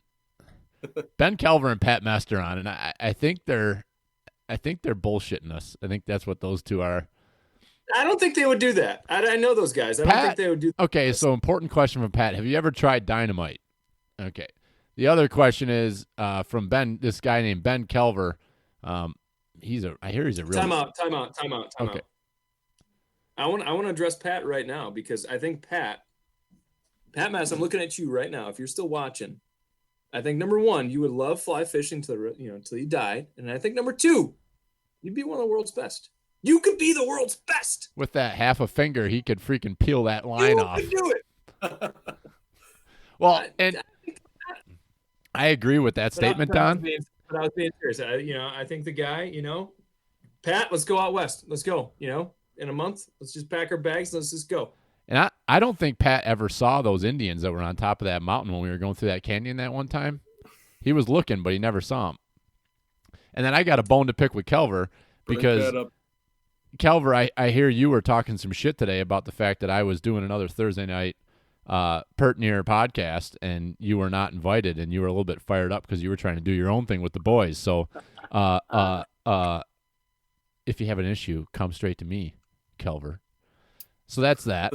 We've addressed a couple issues, and but there's been some good comments on the feed there. We were talking, Jimmy and I and Danny were messaging with Sam Jones about fishing with just a regular spinning rod and using like Panther Martins and different little spinners. So I guess can you guys talk about that a little bit, because to myself, like that's kind of how I started trying to trout fish, was going out into some of these streams and using Panther Martins. And Zach, you look like you're hot to trot and ready to talk. That's it. That's how Montague. I grew up at a camp in Montague since I was 6 years old. My father, when he brought me up there, a guy owned 600 acres right off 177. We stream hopped, and I spinners here and there. Night crawlers. You get the ugly, you get the 6-foot ultralight ugly stick. You just walked for miles, man. That was it. Hit beaver dams and just caught brookies, and that's how it was. Did you stop at the inn too? Huh? Did you go to the inn at all? The Montague Inn? Yeah, when I was allowed to. That's pretty much it. Now I go up there quite a bit on my sled in the winter. I was gonna say, you snowmobile, Zach. We need to. I help run the Marine and snowmobile unit for our sheriff's office. So were you the one that pulled me over and looked for my registration this year? Probably it was me, unless it was my sergeant. That's funny. And no, it's wicked funny. You can drive there, and it takes you an hour and 20 minutes from our county, or I can just go through the woods out of Winona, and it'll take me like 25 minutes to get there on a sled. I'd like to see you two polar bears arm wrestle.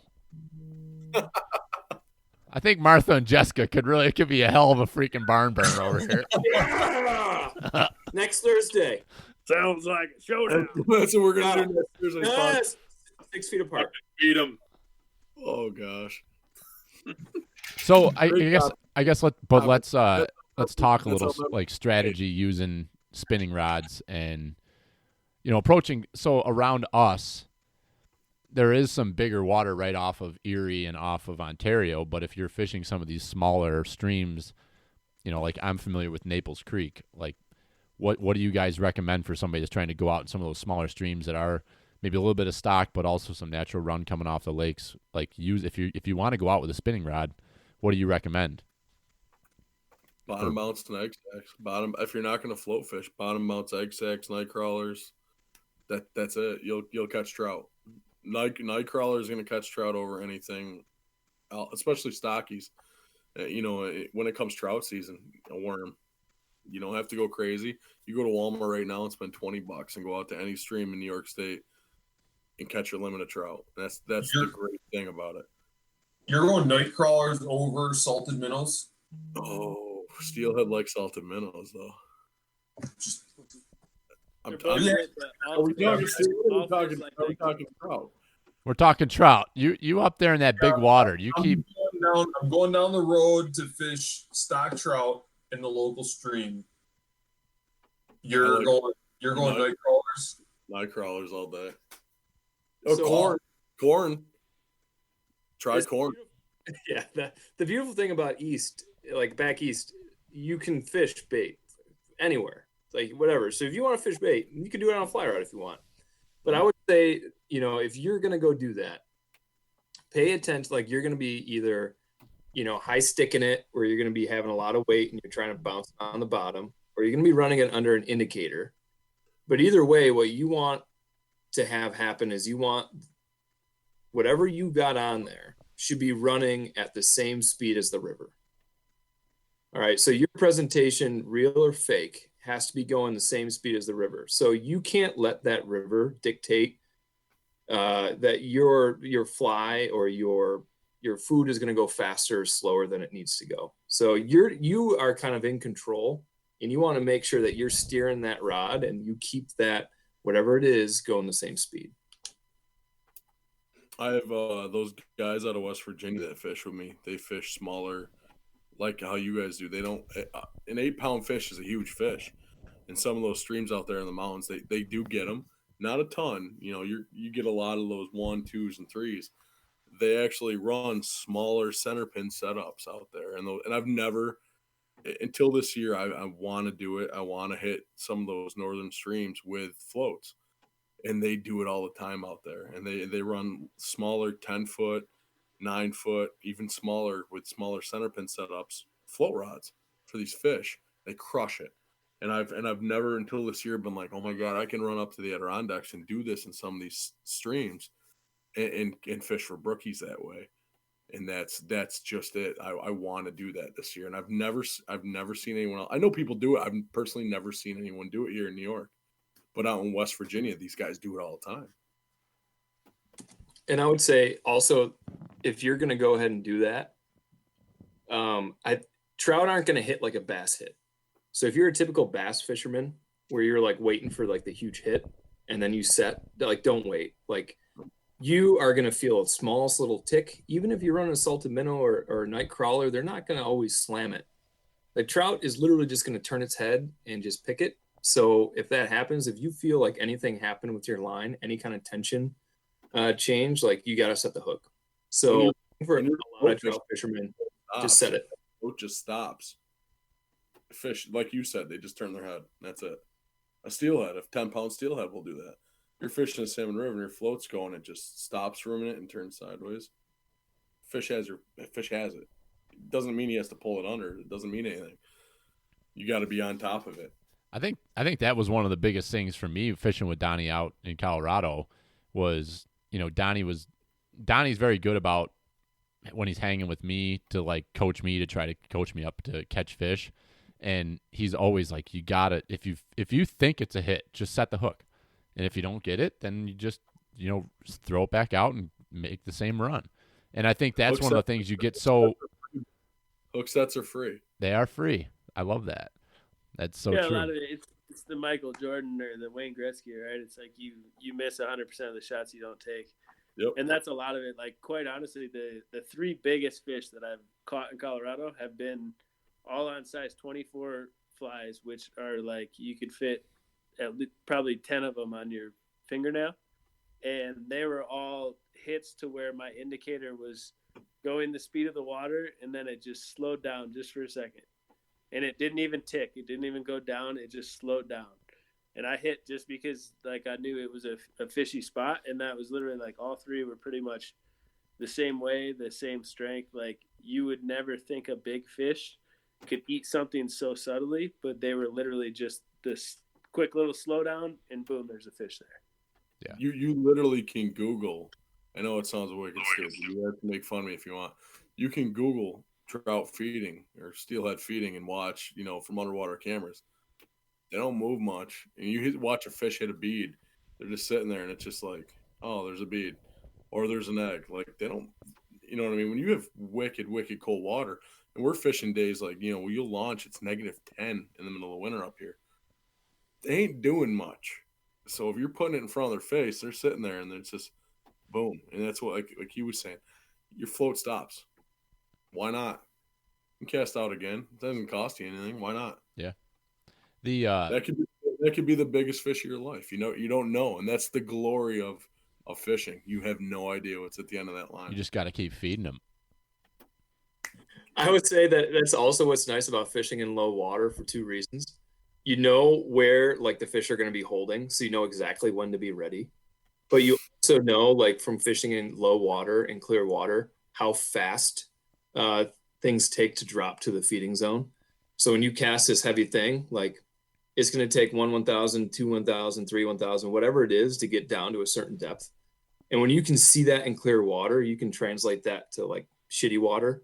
And then all of a sudden you'll be like, all right, if the fish are here, I gotta cast 6 feet up, 7 feet up, whatever. And then it'll drop, and then all of a sudden you're waiting, and you know exactly when that's going to be, and you're ready to set the hook. And that's why it's fun. And that right there, folks, is why it's fun. You should try it. Adam Fisher brings up, these are all these questions are the questions I have. And Adam's question is like, so if you're fishing an egg sack, or if you're fishing a salted minnow, like what size hook? Billy, you're breaking up. You're breaking up big time. You're breaking up, man. You gotta fix Bill, your shit's horrible, Bill. You really. Boo, Billy, boo. Why you come? Is that better? No. Boo. Oh, that's not good. Somebody else talk. Boo. Oh, you gotta mute. No. You gotta mute. Get off of this thing. Yeah. Let's look at one of our questions here. Text Danny.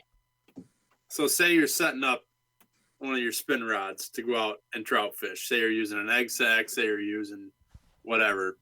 What are you putting on there for a hook, and what test line are you trying to run? Ooh. Okay. So I mean, hook shanks come in a lot of different sizes. So I'll try this one. Zach, you can take over at any time. If you're running an egg sack, you're going to be running a stinger hook. So like a lot of those hooks, you can go to the fly shop and it'll say stinger hook, steelhead, salmon.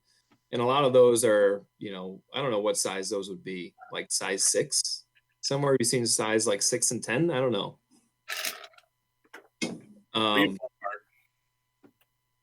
Zach, you got any ideas on that? So right now, I run for egg sack wise. I run a Daiichi, whatever you want to spell it, X120 scud hook. It's size 12. It's small. I had literally had guys on the boat last week. It's here. Yeah, it's And you're not worried about the size. Yeah, you're not gonna see it. It's a small hook. Like I said, I run small when I run egg sacks. Through the winter, I'm running and this is just my preference. It doesn't mean it's good. You know what I mean? I'll run lower weights, poundage wise, all through winter. 4 pound, 5 pound. Now, once the fish, drop back season, you can do a lot of stuff because these fish, like I said earlier, they're feeding to go back out to the lake. They're putting the feed bag on. You can run 6-8 pound test again. It's not, you don't have to be super sketchy, secret, squirrely, if you will. In the wintertime, I go small everything, man. And that's in that Daiichi, that scud hook in size 12. They're wicked sticky, and they're a small hook. Running it with a night crawler, and I actually did because I got lazy about a week ago. I didn't want to change my hook. I ran a night crawler on it. It's too small for a night crawler. It goes size 8 if you're running, for stream trout, size 8 or even 10, is what I would probably run. It just depends on what you're fishing for. In the salmon river, that size 12, a lot of guys might think that's small. It works for me. For an egg sack hook, it works for me. When I run a bead, I'll drop down to an 8, size 8 if you're running a bead, because that fish is hitting the bead, hitting the hook. When I want him to hit a bag, I want him to chase look at the bag and be like, oh, nothing's weird there. Those are eggs. That's food. So I'll go lighter with eggs, if you will.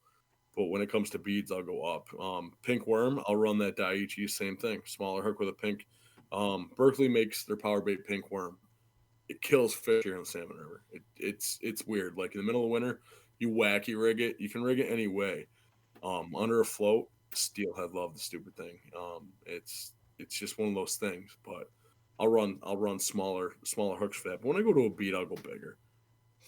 So Zach, when you go, so to me, like the hook is important, but I think to me, what's more important is like the spacing between flies, or like the spacing between your egg sack and your hook, and the egg sack and your weight.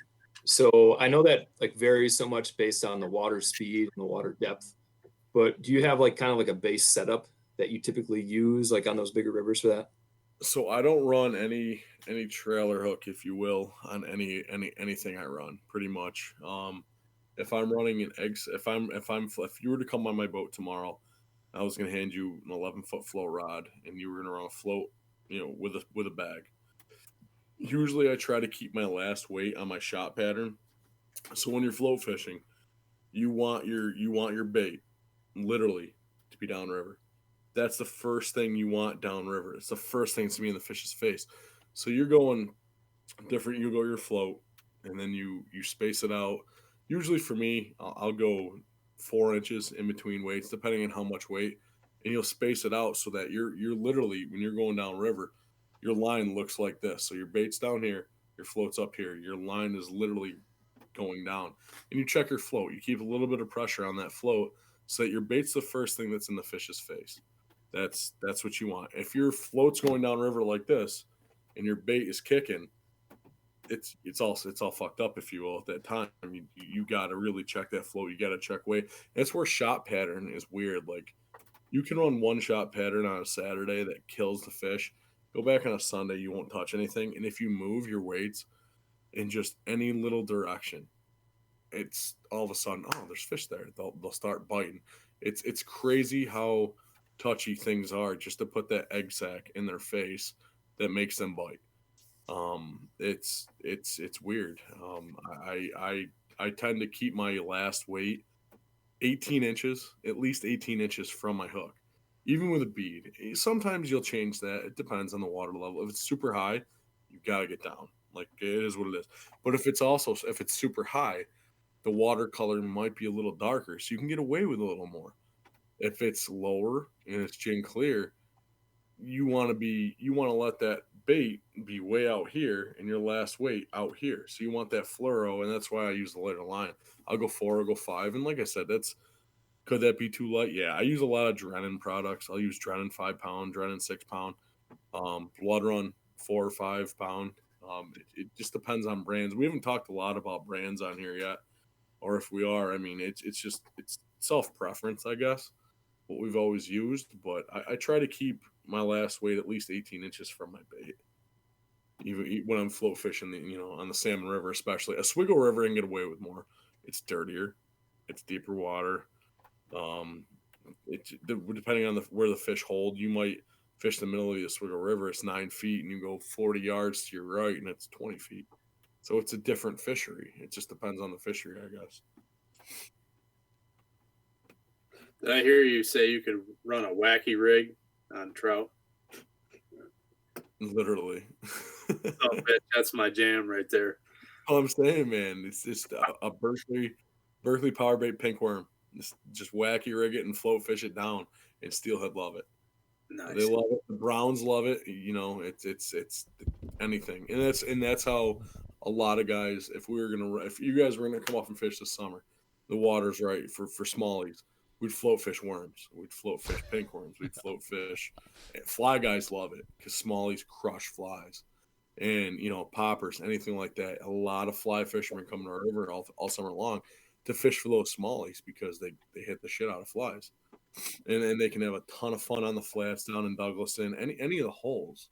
And it's even funnier because you're like, where are these smallmouth bass now?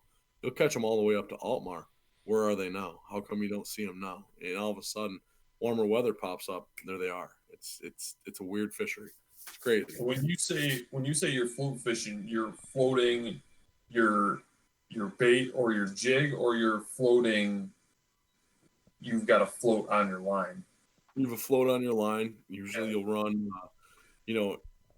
My smallest, you can go 5.5. Usually, my eyes suck, so I run 8 gram. It's my smallest. I'll run 11 a lot, which a lot of guys are like, oh my god, that's huge. You don't want to run a bigger float, especially in lower water. But like I said, with my vision, I don't mind a bigger float. It doesn't bother me at all, and I catch fish. So you'll literally start with a float, and then you'll start with your shot pattern, different size, you say buck or double buck or AAA or size 3, 2. There's different shot patterns like BB, smaller shots, and you'll start bigger and you go smaller all the way to your last float. And that literally keeps your bait, if you can picture it, literally downriver like this. So you're floating, here's your float up top, and you're literally presenting that bait naturally right down in front of the trout's face, steelhead's face, whatever. So those eggs or those beads are coming downriver. It's the first thing that's smacking them in front of their face. You're just watching for any motion in that float to either go down, sideways, or just stop. What do you use for a float? So I have a buddy up here who makes custom floats. It's Rich Bachelor RTB Floats. I've been using a lot of his stuff. Got a lathe, you start spinning floats. I've been using a lot of his stuff this winter. Raven makes a great float. Sheffield makes a great float. If you guys know Danny Colville out of, down there by Buffalo, he endorses Hero Drifter floats a lot. You can pay pretty much whatever you want for a custom float right now. But if you're just going to go to a random store, Raven's great. Couple bucks a float. Or like I said, my buddy, he's done well by me, and his floats are great too. So.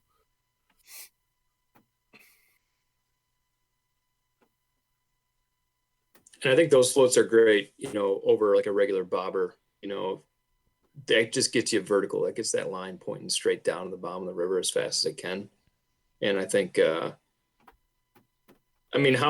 skinny of water would you fish those floats in? Like I fish a lot of like regular, just like thingamabobbers in white. So they look like air bubbles and they're small and skinny water, but will you fish those regular floats in skinny water? So we fished, I'll fish marabou jigs a lot too. I didn't mention that in the Salmon River. Right now for dropbacks, you'll find fish in 2.5, 3 foot of water. It doesn't, you know what I mean? So I've had, trips there about a month ago where water was, I think it was like 1,600, and you're fishing. Like I said, you got to fish spots that, you look at things and you're like, something's not working. And we did that, a couple weeks back, and we hit a seam that I normally wouldn't fish, and it was literally in the second drift. It was like pop. There was a chromer sitting there, hit an egg sack. It was 2.5 feet of water, 2.5, maybe 3 feet, if that. As clear can be. It was super cold. It was like 20 degrees out, and it was high sun, and that's just it. It wouldn't be a spot where I'd be like, a fish is gonna sit there. He was. I don't know why. You know what I mean? But it was nothing else was working. It worked for us. So and I'll put floats for steelhead in 2 or 3, 2.5, 3 foot of water if you have to. It just depends on. I guess it depends on the section of the river and the seam, what you have for cloud cover, what you have for the day, what you have for weather, flow. There's a lot of stuff now, and that's going back to. I had never really thought about that stuff until you start doing it, business wise. You gotta check that stuff, and instead of just showing up to the river and be like, we're gonna do this. But even though sometimes that works, hell, we're gonna do this today, and it works. And the marabous, are you casting and retrieving? Are you bouncing them? How are you fishing those? So in the Salmon River, you're float fishing them under a float. Oswego River, you're float fishing them under a float for the most part. When you're fishing the harbor and you're fishing up top, under a float. So all through the winter, November, December, into January when the browns are in there super heavy, I fish swim baits. Literally like you would jig on at a lake for walleyes. 3-inch swim bait, Kitech, half ounce, quarter ounce. When the flow's right, those brown trout love swim baits. So I'll go straight to 8-foot, spinning rods with braid with, a 2-foot leader of fluoro, and we'll just bounce the bottom and retrieve back, cast and retrieve back swim baits, and those browns eat them up, and steelhead as well. So just depends, again, time of year, flow, river, whatever you're fishing.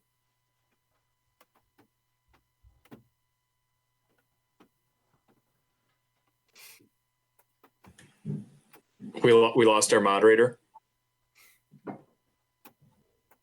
Zaylor, Don't worry, I'm gonna be right back as well. it might just be me and Zaylor in here right now. Zaylor, how you doing, buddy? You're still on mute, Zaylor. I'm here. Yeah, I got you. That was bad. I want to talk about maybe one of the best fishing experiences of my life, and that was after one of the worst days of my life. Wait, what was your best experience of your life, Danny? Yeah, that was when we met them up for the muley hunt.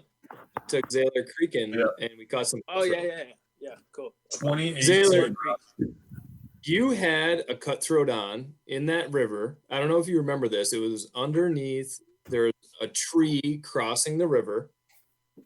We just went to the full court press setup. Yeah. You threw it over the tree, and it was starting to peel off some drag in your spin rod. Yeah. That was a nice cutthroat. Yeah, I remember we were devastated. That was like a puddle jumping stream of a creek, and that was probably going to be like a 14 to 15-inch cutthroat. Like that was, and I think what was remarkable about that is like this huge waterfall right there, and it was like there's probably not I know fish up above this. I don't know. Yeah, you had a great day. That was a lot of fun. You I don't know. I thought Rob would get a kick out of this. So we didn't have I wasn't gonna make Zaylor fly fish on my fly rod because he'd never thrown one before. So he put two big bushy flies on his spin rod and some light line, and we just had him tomahawk casting with his spin rod into this small little cutthroat creek, 10 feet in front of him at a time. I was freaking killing it. Yep, that works. That's how a lot of the old guys do that on the high mountain lakes here. Yeah, with their spin rod and dry flies. Yeah, you remember the first time we went up to Summit Lake, Don? Oh yeah, they had indicator floats on, but they had dries on the end of them, didn't they? Yeah, they were using dry droppers with indicators, but those That's guys really were playing it. Remember they had 60-inch cutthroats in a freaking garbage bag. I was like, damn, you guys are assholes, but you catch fish. Yeah. I'm reading some of these comments here. Sam Jones on here. He's on point. He knows what he's talking about. Talking about marabou jigs with a waxy. Shh. You don't tell anybody about the waxy trick, Sam. You keep that to yourself. You're holding out on us here, Jessica? I'll tell you right now, waxies are dangerous. Waxies are a good thing to have anywhere on any river or trout stream in the state of New York at all times. Oh, that is going to be the whole Pertnear's podcast. They're going to play that 30-second clip of that piece of information into our intro for this podcast. That's it. The secret is out.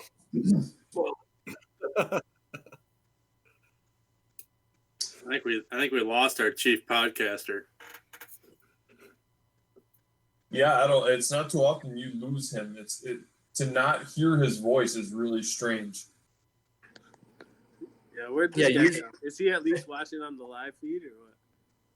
So anybody fishing tomorrow? Who's fishing tomorrow?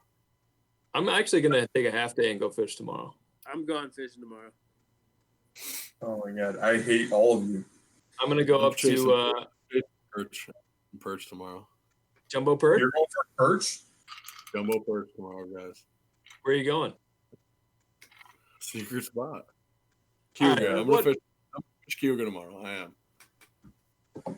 Cayuga? Yep, I'll be on Cayuga tomorrow. C, not the K, Danny. I'm on this secret walleye fishing group for Lake Erie, and some guy came in with like 95 perch off Erie the other day, and I was just like, "Oh man, I got to get out there." That looks like so much fun. That's my jam. I love perch fishing. Yeah, I'll perch. post photos from- Growing up on Cayuga, a lot of it was perch and bass, but the perch they're eaters, man. They're good. We could do a whole podcast just on panfish one day. Yeah. We could. Man, You've already talked about the crappies a lot. Oh yeah. And I was fish hoping to fishing. get more. I wanted some more crappie information, actually. yeah, I don't know crappies. I gotta listen to you on that one. I haven't fished much. I've caught a couple, but never like grown up on them. Yeah, it's a blast. That's an absolute blast. Oh, great insight, Zach. Thanks. Huh? I said great insight. Not giving us a damn thing. After that, whatever the hell Marabou did. And like, yeah, I got one spot. And that's the only spot here. So if you guys could fish any marinas at all, anywhere where you live, where there's docks, structure, anything like that, in the next week and a half, you'll catch crappies. And a lot of those spots are totally posted, and people don't want you in there. But if you're really nice, they might let you. So that's just like really like slack water, pretty shallow water in like near the base. Not even shallow, ice out, man. They're in the middle of those slips, 4 or 5 feet deep. They're just holding. Or I figure out in the cold days, they're either deep or they're on structure. So if you see structure, fish structure. If they're not there, they're out in the middle. It's weird how they hold. If you find one, you're gonna find a dozen. That's how crappies are. You're fishing right offshore, or you fish in the bays? It just depends again on the water. Depends on if I can slip a boat in or not. But a lot of times, if you get permission to fish some of these marinas where you don't have a boat, it works out. Okay. Plastics are live. Doesn't matter. Yeah, so my dad always talks about like back in the day. We go fishing for perch every year down in Chautauqua Lake, and they talk about, oh man, we used to catch crappies like crazy down here. And I don't know if I've ever even caught a crappie in 10 years of going down there on our fishing trip. Like we just don't catch them anymore. And that's in May, obviously, so it's a little bit of a different story, but I'm interested. Your thoughts are early season you're going to catch them around the docks, and then later in the year you're going to struggle to catch crappies. So right now we're doing some locally here and there, and you're fishing those those slips and those marinas, but you're catching them out in I guess out in the water, off the structure, if you will. In the next month or so, you're going to start seeing them come closer. You'll get them under the docks. On a sunny day, if you have a marina by you that you've heard is good pan fishing, if you can get the right, reflection, if you will, on the sun, check those docks. Sometimes, with polarized glasses, you can see a dock off to the side from 20 yards.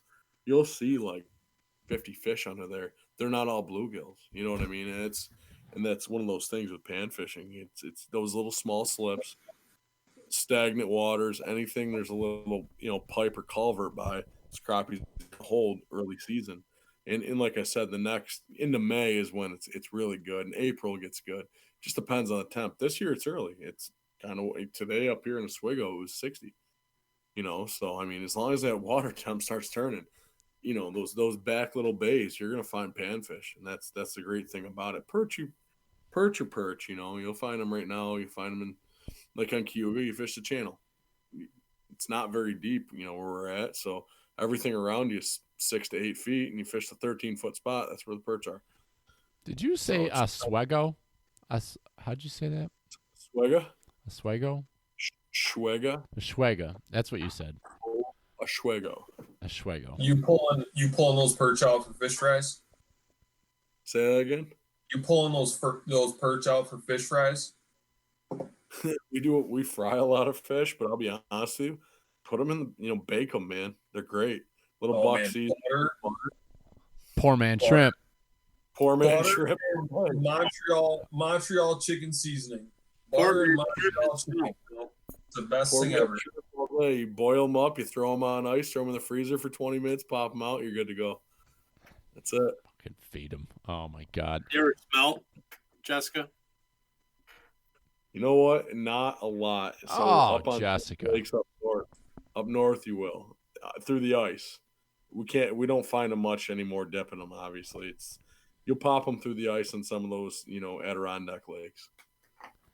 What are we talking about? Smelting. You ever smelted, Donald? We talking about smelting? Smelting. Oh, you used to call me Hilton. Jim, let me ask you this question, Jim. Do you think that Dad and Uncle Mike really were all excited about schmelting, or they just wanted to get the hell away from the house and go out in the middle of the night and drink a whole bunch of beer together? Yeah. I mean, Feed 'em. if you think about it, you just crush Jenny Light and dip a net into the water. There ain't much better. I mean, think about it, man. Yeah. Well, I mean, they were coming home with 2-gallon milk cartons of smelt, but I think it was standing in the middle of the river in the middle of the night. They got to them. 100%. I can remember going down there with Dad down in Naples Creek, and those were some really fun nights. We go down there, Dad would take you and I and Uncle Mike and the four of us standing in the stream, and they'd have a lantern just standing there, just holding the lantern, and oh, here they come. Oh, there's a huge freaking beaver right by our leg. They could just chomp your freaking foot off at any second. Jesus Christ. We were just boys then. We were just boys, Jim. They used to run back in the day, though. I don't know where they were running, but they were running. Apparently, the smelt don't run now like they used to. you'll get local restaurants that sell the ocean ones. They don't taste the same. It's freshwater is where it's at. Mm-hmm. Candy. Those ocean ones are fishier. That's feeding them on fresh water. Yeah, well, you get a little bit of mercury. It's good for you. Hey. I'm just kidding. Sorry, was that bad? Yeah, it's too soon, Don. Too soon. Okay. Very You insensitive. don't let people know that, Don. You can't release that information yet. Nobody's listening. Nobody is listening to us right now. The mercury helps you get 10 hut quick.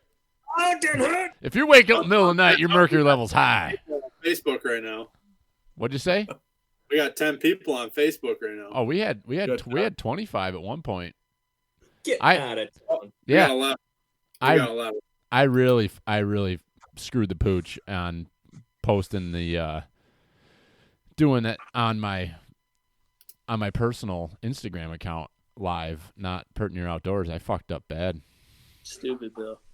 Just Nobody stupid. told me. I mean, we've been on here for 2 hours. No, not a single person. I told you that right when I got on, Bill. I said, So did I. Jeff is back? Is that Jeff? Yeah, I'm back. Wow. We thought Jeff blacked out with Jenny Lights. Holy shit. I only had 2. That's enough for me usually. Yeah. You working on your Sitka ad for the afternoon here, Bill? My Sitka. Yeah. That's the second portion of this is brought to you by Sitka Gear. And when it gets cold in your basement, you throw on your down synthetic down layers, and it will keep you warm. And when you have to sleep on the concrete floor in your basement, it will keep you warm. Yeah. Roger. There's that. a reason there's a tent set up down there. Yep. Bill, Dan, and I pitched a tent Monday morning, and and Wait, what was that? All right. Yeah. No, Oh, like I- we physically, Bill, Dan, and I erected a tent right behind me, and The word erect was not any better. oh, No, is it the wrong choice of words there? you stay away from my godson. Yeah. Fucking, Listen, that little sumbitch is he's my freaking shed hunting, backpacking, four wheeling. That kid is awesome, man. Shed hunting don't count when you throw down the horns to find them, Bill. I should go upstairs and get all my sheds and bring them down. That was one of my favorite parts of last week's episode was me having all my shed horns stacked up. That was a pisser. I bet that was your favorite part, Bill. Yes, it was. So My favorite part was Kelver's story about the Amish. yeah, did you listen back to what I sent you guys last night? I sent that over to you, or I this listened morning. to the first 4 minutes, anyways. Yeah. Yeah. Oh boy, that there was definitely some interesting conversations with last week's, but I want to go back to when we first started. Zach was talking about doing an Adirondack trip, and I kind of want to pick your brain on that, Zach. Like, what do you think that could look like? Like, because I know that Donnie, myself, Danny, Jimmy, we've talked about doing some kind of a rafting or floating trip up in the Adirondacks, but we don't really know like where to start or what to do. Danny, you got something to say? I got a canoe. I got a canoe and I want to go. That's all I have to say. I got a truck too. I'll drive. The heavy Chevy. If you, if we were gonna go up there or whatnot and just creek hop kind of thing on state land, I don't know. That'd be my best idea. Like I said, I don't own, a super light canoe to really backpack in 2-3 miles, but we can hike in 2-3 miles and see what happens. I fished north of the Adirondacks a couple times in Chattagay River, which is basically just on the Canadian border. And there's a guy there that he has a camp, and that's where he lives now. There's nothing there, but he's got a 2-mile stretch of basically untouched water with a bunch of wild browns in there. That's pretty fun to do.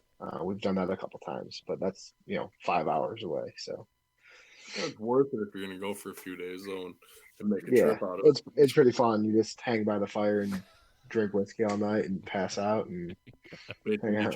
Make fun of each other about snagging brown trout. Right. I met some guys golfing that they drive like 10 hours north into Canada and they catch there's a Canadian railroad up there and they catch like it runs twice every other day or something. Oh my God, it sounds like the best fishing trip I ever heard of. They go another 5 hours west in the middle of the Canadian wilderness and just like they're fishing and drinking for 7 days straight, and it sounds like the best trip I could ever imagine. Trout or walleye are they fishing for? Walleye and pike. The guy says northerns. Yeah. So they're fishing for walleye to eat in the morning, and then they just go for trophy northerns after that. It's just I got a buddy at work who does it. That's it. They're literally just fishing for walleye to eat, and then you go chase pike whenever you want, and that's all they do. They pound beer for a week. It sounds like the most amazing trip you could ever imagine. It's not that pricey. It's not. It's actually very reasonable. Is it the same thing? You got to hop the train west once you get up north high enough, or is it?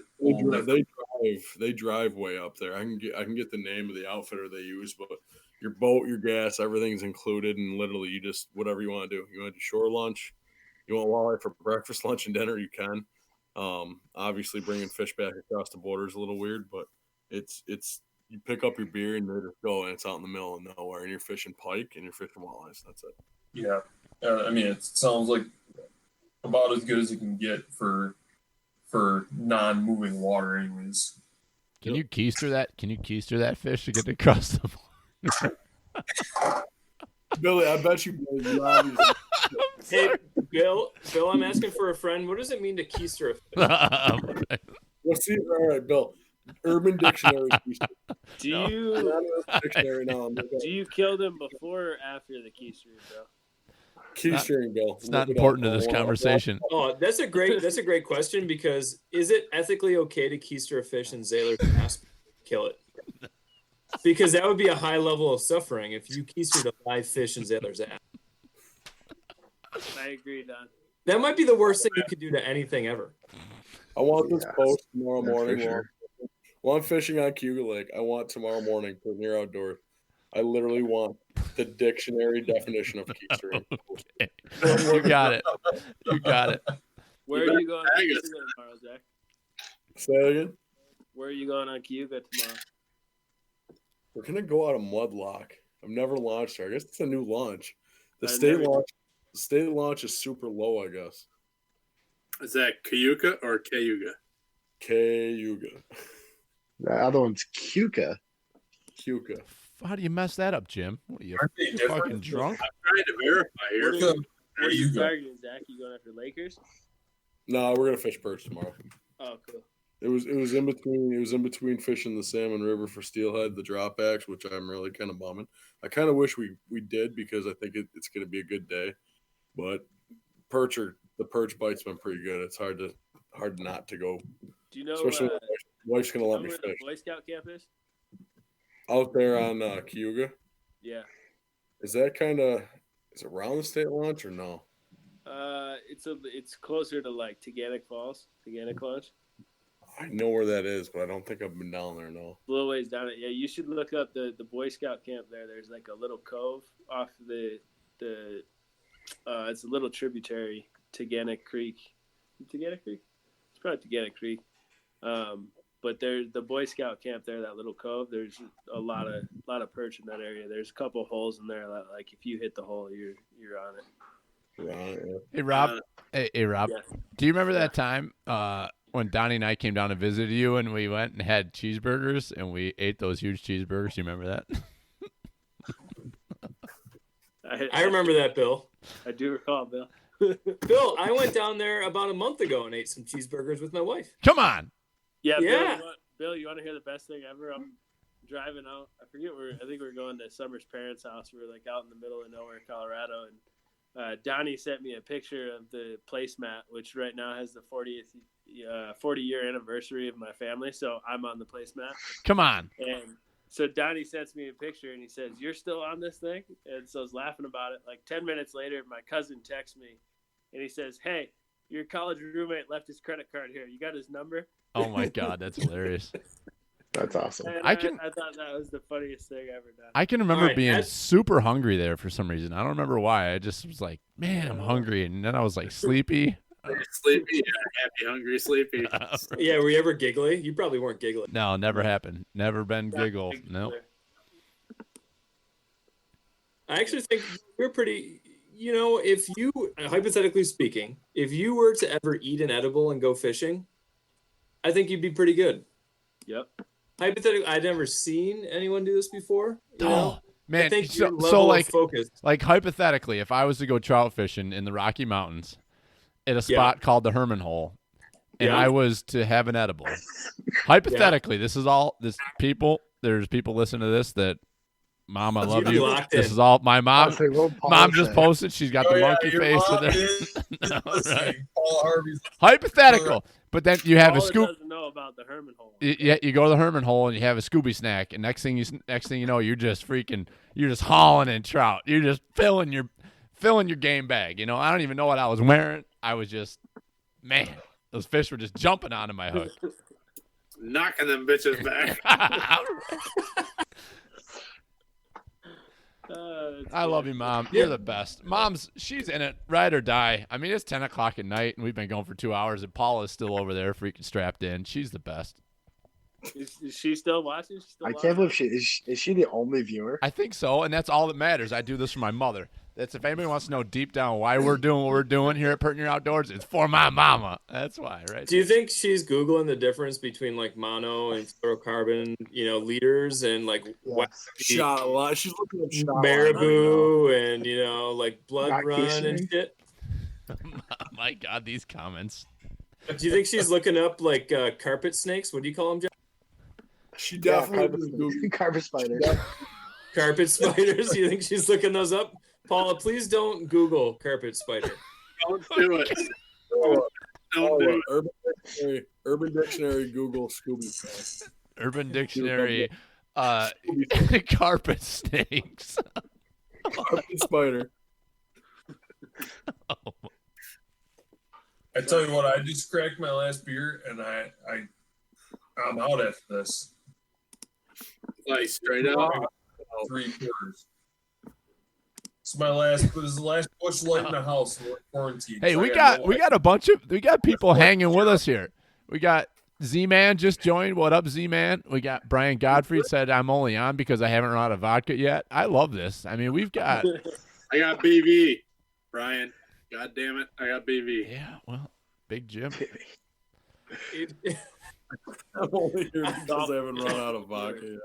Oh, Big Willie's on. I wonder if Mom and Dad are in the same room watching this, or if they're in their own. Wonder how that's working. That's nice of them to log on separate devices just to give you 2. Give you double viewers. That's awesome.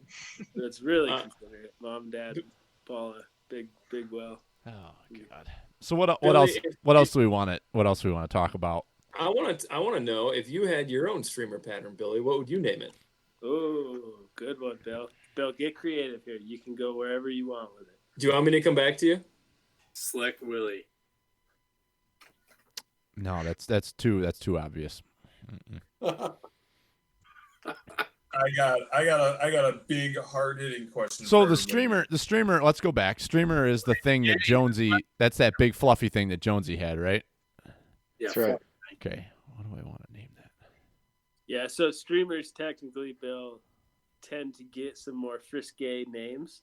Some of the good ones, there's the Sex Dungeon. Yeah, that's a good one.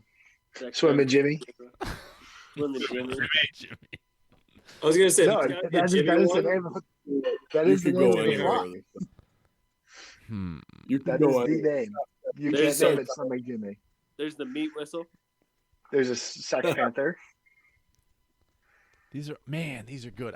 I know I got something. I'm just trying to figure You where it need- is. You need to create one called the Dirt Merchant. What you need is A dirt merchant. Can you tie that for me, Sneaky Jonesy? Can you Sasquatch. tie me the one and Yeah. only the Pertnear dirt merchant? Yeah, I'll tell you that. I think. Oh man, I can't wait. It's gonna be a slick. It's gonna be slick. Jones, I need you some. need a sneaky Sasquatch is what you need. I like that. Oh, I got to think of something that has to do with pooping. Like the hot snake. I want like a hot snake. Can I get one of them? And like I want there to be like a streak of yellow on it for school bus yellow. The hot snake. Nice. Get me one of them. And it could be chartreuse. I like chartreuse. If you could fix that in All right. there. Yeah. On a van down by the river. All right, so we got some streamer names coming in. Oh, Z-Man says the only reason why he's on here is because he was sitting on the shitter and he thought about me, so he decided to check out my profile and we were posting live. That's what Z-Man had to say. Thanks for. That's Was that a romantic confession? I think so. Yeah, kind of. Yeah, I think it was definitely. We love you too, Z-Man. Brian Gottfried says that there's some pretty good names out there for trolling spoons for big Lakers. I don't know about that, but does anybody know about any names for I don't know spooners? any names. No. Probably spoon something that names. sounds like sploosh or something. I don't know. What's your all right? So best fish, biggest fish. We're gonna do biggest fish. What's everybody's biggest fish? What'd you catch it on? What was it? Best fish ever. Zach, you're on the camera right now. Zach, what'd you get? What are you looking for species wise? I don't care. What's your best fish ever? Oh Best my and god. favorite catch ever and big. That's all I want to hear. Favorite catch ever. I did a Seneca Lake 16 and a half, 2 pounds, 9 ounce yellow perch. That's on my wall. Wow. That's a giant. A 17 incher? 16 and a half. You know, That's around the 17. dot, I don't. 16. I You actually know, have photos. Yeah, it's I sort have of photos. shrinkage, probably from coming up from the depths. You know, it. I have photos of the tape, and it was funny because I was fishing. It was like -5 that day. It was like, I believe it was February, and an old timer down there, we're fishing off Sampson, actually asked me, he goes, "What would it take you to mount a yellow perch?" And I go, "If I touch 16," and that I had done quite a few in that 15 range, legit. And I hooked that fish, and she came up on a wave, and he started screaming, "There's your 16, there's your 16." I thought it was a landlocked salmon. Not even kidding. I thought it was like a little landlocked salmon. And when he netted it for me, he looked at me, he goes, "That fish is over 16 inches." And it was 16 and a half, 2 pounds, 9 ounces. Wow. So that's actually my favorite big catch, and it's a yellow perch. So you mounted it? I did. Did you mount it warm? Huh? What did you say? And he soaked it in cider. Yeah, I said, did you mount it warm? Is what I asked. No, I like them when they're a little cold and stiff. I thought there's only one way to mount it. A little cold and stiff. Oh my Is god. that illegal? That's No, a it's first. illegal. No. That's a first on Pertnear Outdoors. No, It's cold. you're wearing a sheriff shirt, drinking larceny whiskey. I think you're all right. You can say whatever you want to say. You do you, bro. Yeah. Jonesy, what's your best fish? I think personal catch would be after biggest was steelhead I caught this fall on our steelhead trip to Pennsylvania. We were actually had our second day we did Ohio, and I had been swinging flies all day, got nothing. So we stopped in this little hole, and we could see there was like 4 fish in this little pocket. And so I switched and swung a little nymph through there and hammered one, and that was about it. So the coolest fish I think we've seen hooked was a tarpon. Was pretty cool. I've seen the tarpon hook. That was fun. We were trolling for sharks in Florida off Sanibel Island, and the tarpon just picked up a piece of cut bait and jumping out of the water. That was pretty fun. So a fish I didn't catch would be the coolest. That's pretty sweet though. Tarpon is a legit deal. Yeah, legit. Jimbo, how about your biggest fish? You ever caught like a like a big black bass? You ever caught one of them? That's awkward silence. Yeah, right. Crickets. Does anybody walleye fish? Anybody like big walleye? I accidentally I've caught never one caught one. time. Yo, I've just never been in an area like I've done a ton of walleye fishing, but like it just slowed down. Like my dad always talks about great walleye fishing, and we just don't have great walleye fishing around anymore. A little on Lake Erie, but I mean, yeah, Erie's got some giant fish. Yeah, I think Lake Erie's fishery is coming back for. I think last year's walleye, from not me, just from seeing people and talking to people, walleye was great last year on Lake Erie. I'm hoping to get out a little bit this year to try to figure You them gotta out come a little up. bit. You gotta come up May and June up here and jump on the boat with me. That's what you gotta do. I gotta come to you. What about you coming to me? I don't know. Is that an open invite? I run trips up here for eyes in May and June. That's what I'm for the Swiggle River. Big walleyes. Oswego? you also gotta have an operational boat too, Bill. Oh, a boat that. Have you ever had the boat engine have Boat issues? to would be nice. Just curious. So- Asking for a friend. Do you have a drain plug on your boat? That's what I'm asking. Jim, what's your best fish, Jim? What'd you catch one time? I gotta say, my best fish is just your regular bass, man.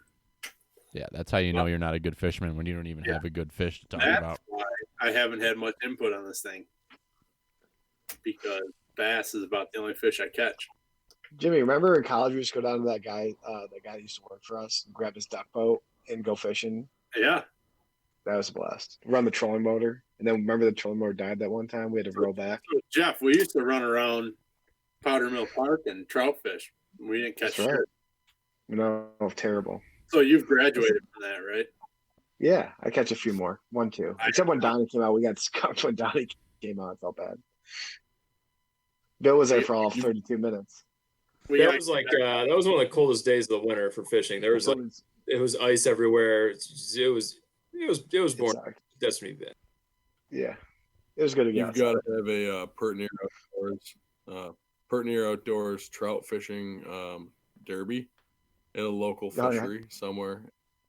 Like at a fish Yeah, hatchery. so I we think need- that'd be pretty. Like that would be pretty good. It- Yeah, right out of the hatchery. Let's see what we can. Right out of that, we just- And everybody's allowed 4 treble hooks. That they have 4 treble hook Just lines. That's all smash. you're allowed to use. My money's on Martha. smashed. Powder Mill. We could go to Powder Mill and have like a day of it. It'd be hilarious. It'd be No, great. I want to do that sort of stuff. I think Or even Naples. We go to Naples. yeah, I'm down. Yeah, come Yeah, there on. you go. We don't have any time right now. Fon's open. Donald, best fish. I got. Can I share 2? Yes. Okay. No. One, you guys got me talking about walleye. I caught one in the Little Bighorn on a float fishing trip for trout. they were putting the boat in, and we were right below his after bay. And he's like, "Yeah, just go chuck a streamer in there." And I hooked into like a 26-inch walleye on my 5-weight. That'd be fun. That was a ton of fun, you know, just like hanging on the bottom. And then last year we went on to it was like a bachelor party down in New Orleans. So I went down there a day early and I did some flats fishing, you know, for some redfish, just kind of pushing around. That's just, oh man, that's so much fun. I hooked into some like really nice fish on the fly, but I think like the best part was just this guy's just pulling around like you're just in the Louisiana marsh. It's just freaking cool. You catching big bull reds, or were there? Yeah, we caught some big bull reds. There's some big bull. Awesome. It was cool. Were you side fishing them? Yeah, it was a little bit murky, so like the visibility was probably only like a 1.5 feet or 2 feet, so it was like kind of tough at times. But like, yeah, you're still like chasing these shadows, you know, like you can see something's in there, and you're like, oh fuck, don't fucking fuck this up, man. No, you definitely do. Yeah, it's true. Like just doing the stupidest shit I've never done before. Like, was it like? Right.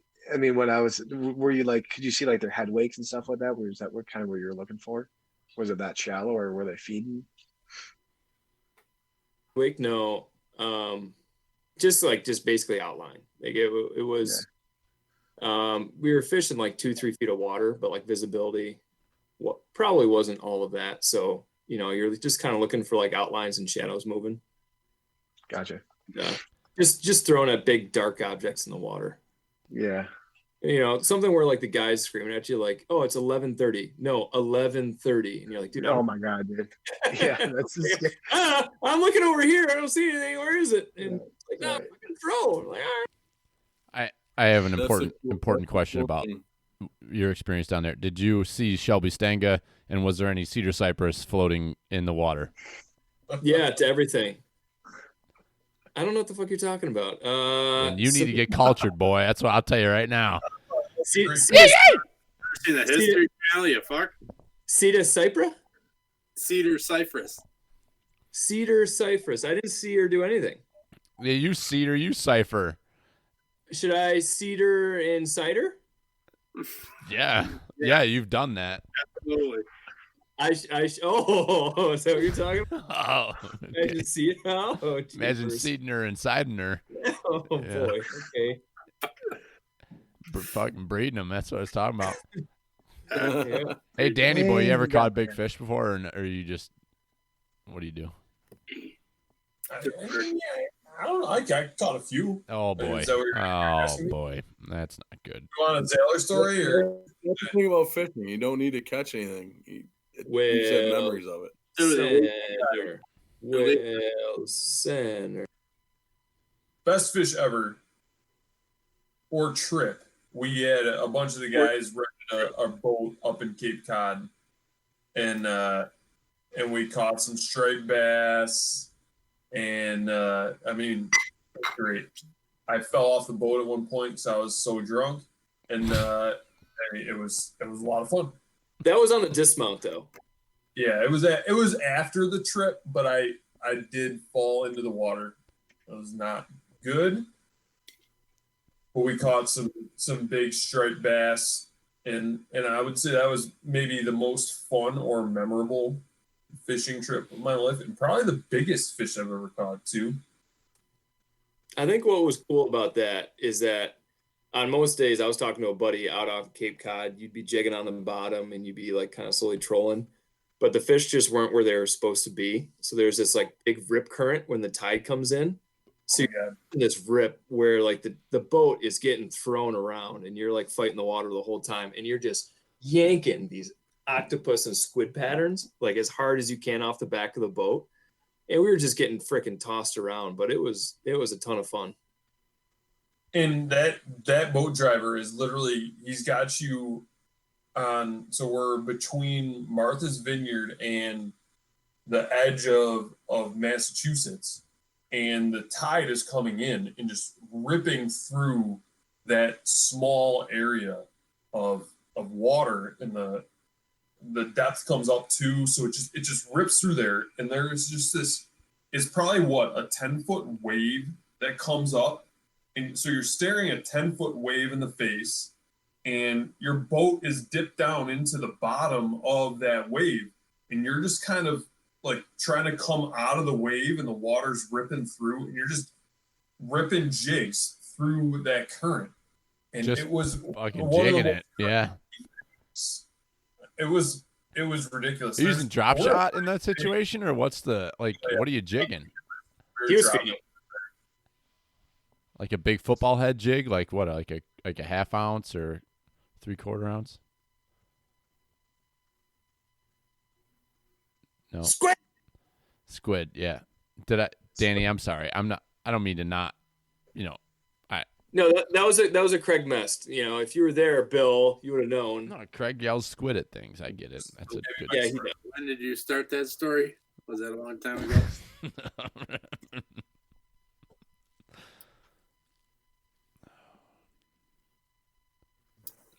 Zaylor, you're running this show. You got any more questions or what? Yeah, let's go. It's 10:30. I'm going to bed. All right. Well, is anybody gonna ask me about my biggest fish? No. What about Herm? Good. Herm hasn't talked. Herm, what was your biggest fish? Excuse me. Cayuga Lake holds some really big lake trout. Caught some pretty sizable fish in there. I've caught some fish in Colorado. Like I've caught a couple now, kind of made 20 inches. That out here is kind of legendary fish. Like I'm fortunate to have seen them, but probably the most notable in my life was spin fishing on the flats. And kind of targeting everything, but we ran into a bunch of bonnet head sharks, which are like hammerheads that have little like Like cute hats on them, like bonnets. Yeah, little 2-foot hammers. It's like a bonnet instead of a hammer, and they're like 6 feet long. You know, it's not a small fish, so you can More see of like it a coming. mushroom cap. Not like a purple mushroom. Kind of like head, dickhead yeah. sharps. Is it? Yeah, but they're fun because you can see their fins coming, and you know you cast out and watch them turn and go right to it, and then it's like takes probably 20 minutes to get them to the boat. So it's a exhilarating one, not one that you would do every day. But I want to catch one of those on a fly. That would be a hell of a thing. That'd be awesome. But it's a little different also because you get them in the boat and then you don't want to pull them into the boat because they could potentially take a bite out of your leg. So it's like you fight them for 20 minutes, you get them beside the boat, maybe get You cut the line. and then you let them go. Yeah. Yeah. Bill, Sometimes you get those long hook releases. Bill, you ever catch anything? Yeah, this one time I thought nobody'd ever ask. I was really excited to tell a story. This one time I was fishing up Fourth Lake Adirondacks. You know, big bass fisherman, got a boat, you know, put a couple engines in it. It's a good engine, good boat. So I'm up. How's that engine running now? Engine's running. Well, we haven't found out yet. I kind of filled the boat full of water again this year. This time from the top instead of from inside the engine. But that's a different story for a different podcast. Different story. I'm really That was all hard. Water's good. We've all heard it. pretty optimistic. You know, I looked in there the other day and it looks dry, so that's a good sign. You know, there's no oil or anything. But anyway, we'll get into that later. So here I'll be painting the picture. It's a hot September day. I'm on Fourth Lake, just trolling around, you know, just creeping around these little drop offs trying to start. Huh? That's just because the boat wouldn't start. Yeah, there was some fuel issues or whatever. Just the fact that you started out that whole story with the way you did, I have a story for us when you're done. Okay, I can't wait for this one. So I love my drop shot right now. I'm hooked on that. Been hooked on it for a few years. It's a fault of mine, and I keep using it. And so I'm coming around this point on this little island on Fourth Lake, and you know, you catch some fish in the lakes in the Adirondacks, but nothing huge. And I all of a sudden I set my hook on this. It just felt like a good fish, and I set my hook. It ended up being a 7.5 pound largemouth, and that thing was like, I mean, it fought like just a rock underwater. It didn't really fight that good, but I brought that thing into the boat, and I was shocked that it was the biggest fish I ever caught. Well, I caught a sailfish one time. That should probably be my number one, but that was, you know, I'd pay for that. This one was free. You know, I actually kind of, whatever, cost me money. But this Best things fish, in life are free, Bill. huh? Nothing in life is free.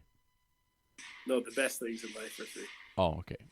So this bass I caught was free. That's why it was the best fish I ever caught, and it was awesome. So that forever changed my opinion on the Adirondacks. I never expected to catch big fish, especially big bass up there, but pulling that out of Fourth Lake, I was shocked, and it was an absolute tanker of a bass, and kind of kicked myself in the ass because you can in New York State you can if you catch a fish between like the different species between a certain size range, you can kind of like self-report like a state record fish. Kind of like if it's a big buck club, but it's a little bit different because it's catch and release, but you can like self-report. I didn't do it. I should have. I have a picture, but I didn't do it. So that's All right. Do you mount want to go? Yeah, I mounted it and then I put it back. Do you want to go on the record and say right now, like to the audience, that it was like a state record fish? It was a state record. I did look, and it is in the top. It's top 2.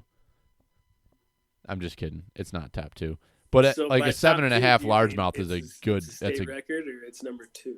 No, 7 pound it's- largemouth, giant. it's a huge fish. I put it back so somebody else could catch it. That's kind of Good how I job, looked at it. That thing stunk. I've never smelled a fish that smelled as bad as that thing. It was a skunky old bass. And I Was threw him that back. because you hooked it in the guts and it was pouring out? No, I did not foul hook this, Kelver. All right. That's when they usually stink. Did you hook this fish? So listen. When I fish a drop shot, I cross the eyes, boys. And if you're a bass fisherman, you know what that means. Freaking cross the eyes. Yeah, there was no foul hook there. I can Mm-mm. vouch for that. It was a big Jimbo, old. we were in a different boat that day. We didn't actually see where it got hooked. He knows. That Thompson was running good though. It was a good run, Thompson.